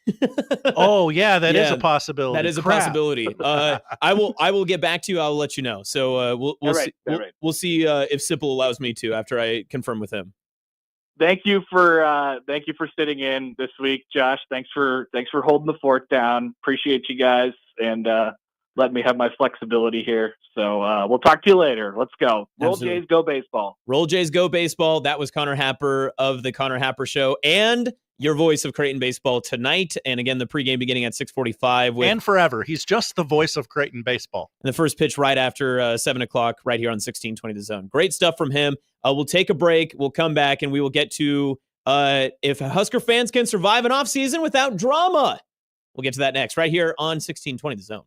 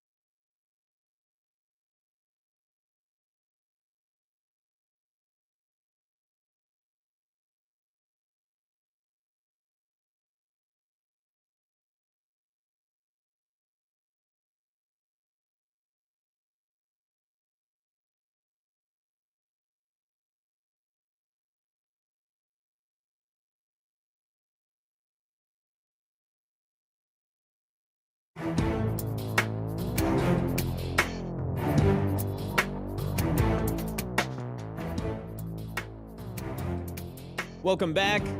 Happer Show, 1620 The Zone. Great to chat with Dad himself, Connor Happer. That would make Sipple your granddad. Judging how today's went, that's probably fair. Great day to start a great weekend. I almost kind of wish that Memorial Day weekend was this weekend. I kind of like the vibe in which we are going with heading into this. Yeah? Just last weekend, it was just so rainy, gloom and doom. This one, it's cloudy out here in Omaha, but it's not terrible. The sun's peeking through and it's warm. And it feels like the community pool should be opening this weekend. Back in my day, they opened on Memorial Day. Fair. Good point. Good point. And if I was mayor, they still would. Many mayoral takes from one producer, Josh. I do ask you, and we talked about this earlier this week, I believe it was Wednesday in brief, but the Nebraska football offseason calendar is about to get into full swing, and we are almost ready to kick off the month of June here in the, coming 2 days? I always forget that May has 31 days. It does sneak up on me. 30 days has September, April, June, and November. What was that? 30 days has September, April, June, and November. Oh, that's the first time I've heard that. Oh, that's very nice. Well, that's a good way to remember. I had good schooling. I asked you before we started the show to rank your summer months, June, July, August. And June, obviously month we're about to get into here in the next coming days, in terms of like the sports radio realm, Husker football and such, there will be some interesting stuff with recruitment, some other stuff that, this Troy Dannon conversation, the Memorial Stadium renovation cost, all that, all of those will continue to kind of be brought up. But we're in an interesting segment of the summer where not a lot is happening. And I am pitching to you and to the Husker fandom, could we do this entire offseason without drama happening in the program? Do we not have heated talking points and other things to discuss leading into the hottest months of the year in the Cornhusker State? Boy, it seems unlikely that we would get to Cincinnati without something we consider to be drama. But we already put Valentino's Gate behind us. It's in the rearview mirror. 40-team playoff is behind us. Boy, we got that was a tough couple of hours. we got these taken care of early. Now, the only exception for this is if Matt Rule goes out and does kind of his same summer tour that he had done last year. Right. That will only necessarily bring more coverage and more conversation and more everything else. And he did. I mean, he firmly put Nebraska on the map many times during his summer visits. Pat McAfee show, Josh Pate, Joel Klatt. He was everywhere last summer. Yeah, I feel like there was always a Matt Rule podcast to break down. Yeah, more or less. I don't know, and obviously I don't know his schedule. I'm not Matt Rule's personal assistant or anything. You're not. I am not. Okay. Let me confirm. It'd be a lot better for us if you were. We'd be able to get him. Yeah, that'd be true. Yeah. Have you been trying? Not really. we know the response. Do you just send an email like once a week? You're like, maybe? Now, we have thought about asking the network because, we're not affiliated with the network, so we don't get the access to them. We have thought of asking, hey, we would like to have him on, but we want to ask exactly 0 Nebraska football questions. Great pitch. Would this be something that we would allow? Like, we're not going to get personal. We're not going to go, we're not going to get him in trouble. We just want to talk to him as a guy. Yep. Ask him about Dr. Squatch soap and such. Yes, it'd be Sydney perfect. Sweeney's bathwater, your takes. Yes. What takes on Mando soap? Exactly. These are the hard-hitting questions that only the Connor Happer Show can ask. Right. We're the only ones brave enough to ask these questions. People forget we are brave indeed. But yeah, I mean, if it's not Matt Rule going out and doing such things, there is no quarterback controversy happening currently. We don't even have a backup quarterback controversy happening. I mean, eventually we'll probably get to that point because there's not a defined role yet. But people assume that it will be one of the many youngsters we haven't seen play football. Jalen Granddad? Could be.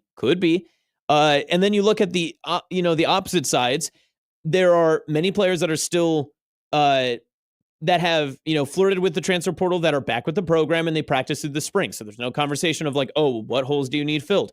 There will still be the I have concern over this position, group chats and such. But Charles in chat, could we talk to Matt Rule in a stairwell? That's a great pitch. That's right. in the Memorial Stadium stairwells. We want you in a stairwell. We promise to ask you 0 football questions. But I mean, there will be analysis and discussion, but I don't know if we're going to get into like the drama-filled, unnecessary takes that we have seen before when there's been with the Husker off seasons. What random position group will we talk ourselves into one week? Right. So are we like, when is it going to be the point of the summer for the tight ends? And every single show is going to, every single show in this state, in this area is going to go through, well, here's the week by week breakdown. And here's how we're going to predict this schedule and why this game is the most important. And this game is actually more important than you thought. And again, we talked about clickbait Facebook articles. I mean, we're getting into the time of season for that. Everyone needs something to talk about, but I think that the Nebraska football fandom in general, barring something out of the ordinary, I feel like we'll have to go through the summer without drama. So I ask you, Josh, can they handle it? Oh, no, absolutely not. We're going to make some drama. They will stir it up themselves. Yes. Whether it's the fan base attacking Josh Peterson. What did he do? Well, he wrote about Scott Frost because Scott Frost did an interview. How dare he? Yeah, he wrote about a current event. That's terrible. The audacity.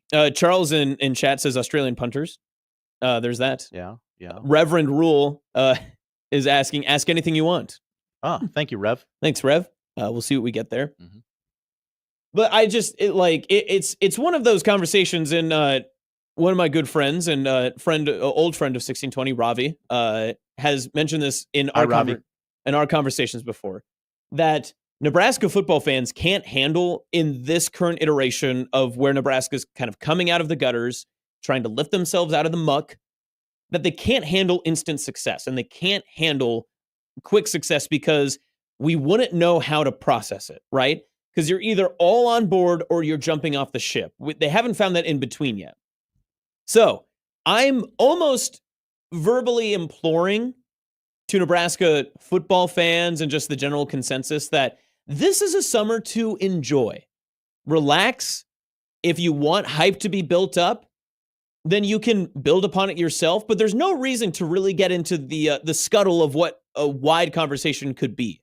Because that's another part of this too, is that unnecessary hype built up has happened under Rule the past few years because he's allowed inside access into his program through various outlets, whether it's him doing media tours, him doing the Chasing 3, all the other access and the public advocation and everything else that he was doing, the little quips and quotes from 30-minute long interviews that he had done where he said, this team looks different than other teams. Like, I feel like I'm in this year and all that sort of stuff. Sipple had referenced it earlier in our interview with him, but he had said that we'll hear from Rule later next week as well. So we'll get maybe an insight as to what this could look like. But I'm more interested to see where his conversation will want to keep moving forward. Like what's the next thing that he is going to pitch? Because Rule will always advocate for his program. And we've talked this week, whether it was Robin Washington or Michael Bruns or whoever so far this week, that Rule will always want to elevate his program and speak out to be able to get in more conversation about Nebraska football. But then how does that, he's also learned that even when you do the most local shows you can with Husker Online and On3, it's a safe place. No matter how you frame it, it will always get turned and twisted a different direction. And then you can exhale 48 hours after the interview because nobody's aggregated it. And then a week later, it gets aggregated. Yes. So I don't think we will see a summer without Matt Rule doing any of these public notices, these public interviews. I think he's going to do less. Like he's going to come on the bus with the boys, right? Like, great point. He probably will. Pat McAfee seems to like him. Yeah, like he'll probably do that one day. I don't think that this is going to be a summer where Rule feels the need to get out and advocate and do more of that. Like, I don't know if he's going to jump on Joel Klatt and be like, hey, watch out for Dylan this year. He's made the jump. And then that was the other half of last summer. I think the reason why he felt like he needed to do it was because he did truthfully feel like his team was going to turn the ultimate corner last year. Because if you remember, especially that Joel Klatt interview, I thought it was very interesting last year. And I did last night late go back and rewatch that. which was you almost sicko. it was almost impossible to find. Joel Klatt, Matt Rule, you get like 35 different clips without the full interview. Oh, you got to go to the Joel Klatt Show Yes. YouTube page. You'd be surprised how long you have to scroll down. on that. Wow. Yeah, it's a long scroll. You doing a lot of content? He do be in the content game. Wow, okay. But I didn't understand your game.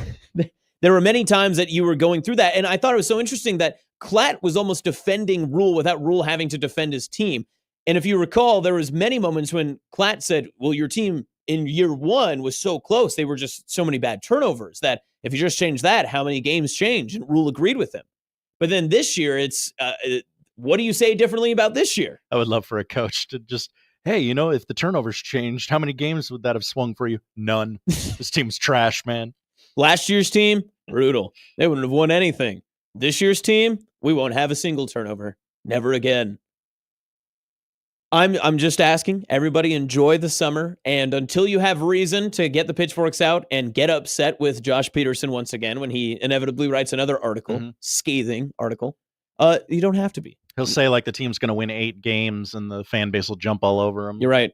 No one has ever gotten upset online, and especially any of the online polls that happen on these shows on 1620 The Zone. That's where it's going to come from. Some aggregator Twitter account's going to rank Nebraska like 9th best fan base, and we're just going to get triggered. Yep. And then it'll be repopulated onto 2 different sites and reshared, and then McAfee will bring it up and be like, oh, the Nebraska Cornhuskers, 9th best stadium atmosphere? What Tennessee do we think, 8th? What do we think, What do we think, boys? What are we thinking? I'm AJ Hawk. This is the first time I've ever talked on the show. Aaron Rodgers, what do you think? What are you thinking of? Pittsburgh?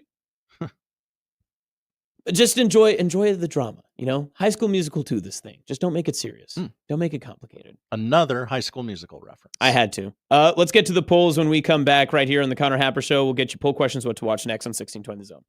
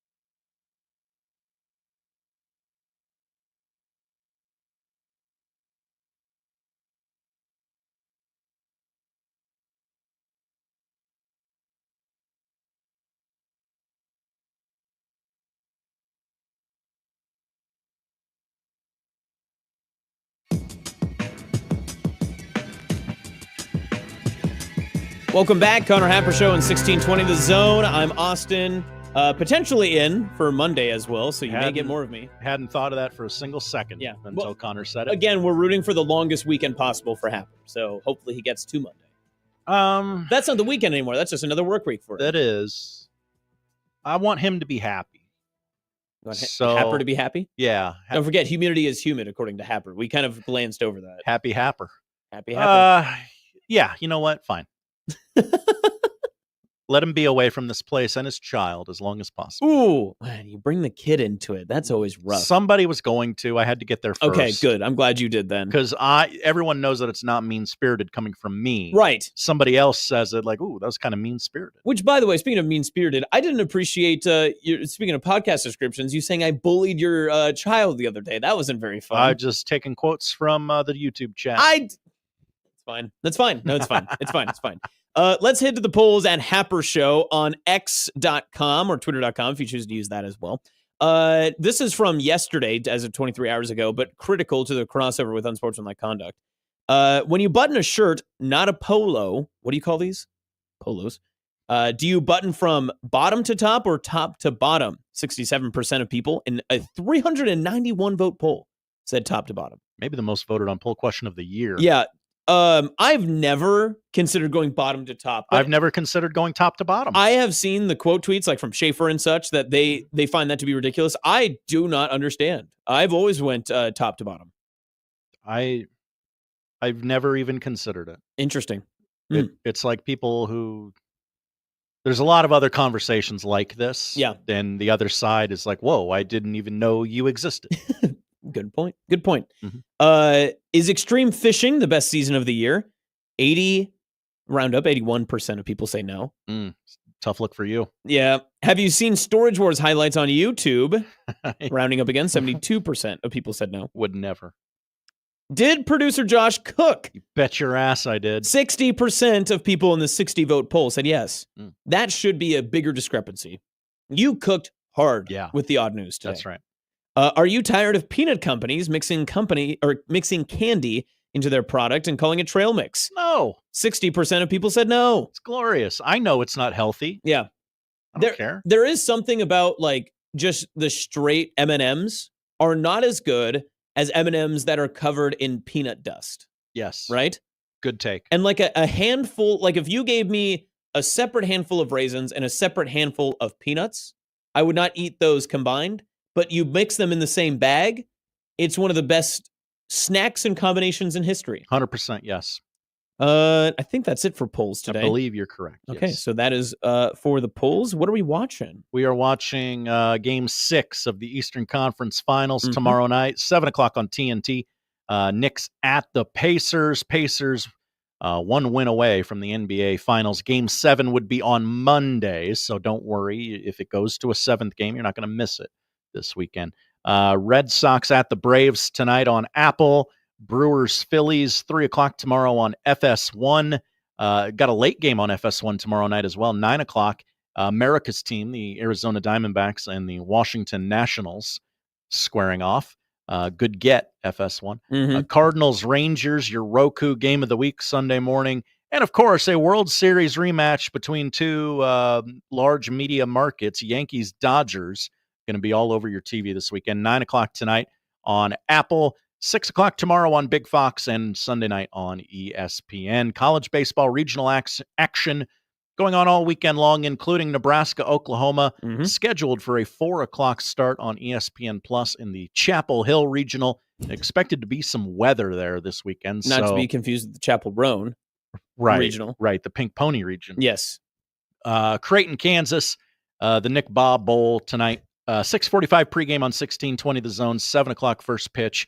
You can watch it on ESPN Plus, but why would you bother? That is in the Fayetteville region. Softball Women's College World Series in OKC all weekend. It is elimination day there today. Number 3 Florida takes on number 7 Tennessee at 6 o'clock tonight on ESPN, followed by Ole Miss and 16th ranked Oregon. And finally, on Apple TV Plus, new documentary to watch. It is called Bono, Stories of Surrender. In this new documentary and reimagining of his one-man stage show, the U2 frontman pulls back the curtain on his life and the family, friends, and faith that have challenged and sustained him. That sounds horrible. There, I said it. There you go. Bang. All taken care of. Again, you've got Nebraska baseball on tonight, so you could put that on the TV if you do not have the ESPN Plus and you would like to listen to Connor Happer. And right here on 1620 The Zone. Tune in pregame at 6:45 and first pitch directly after. We hope after he hopefully did not curse them into having a later start. Could you imagine? Oh, if he said what could possibly happen that would cause a late start in that's this true. game. He did say that. Wow. Yeah, that game's starting at like 9 o'clock tonight. Yep, just be ready for that. Could be a late one for Creighton. But appreciate everyone for tuning in as always. And Josh, as always, thanks for your help. It's always a blast to be here with you. Thank you, Austin. I know you've had some long days this week. We appreciate you. Long days. Crossover with Unsportsmanlike Conduct is on your way next.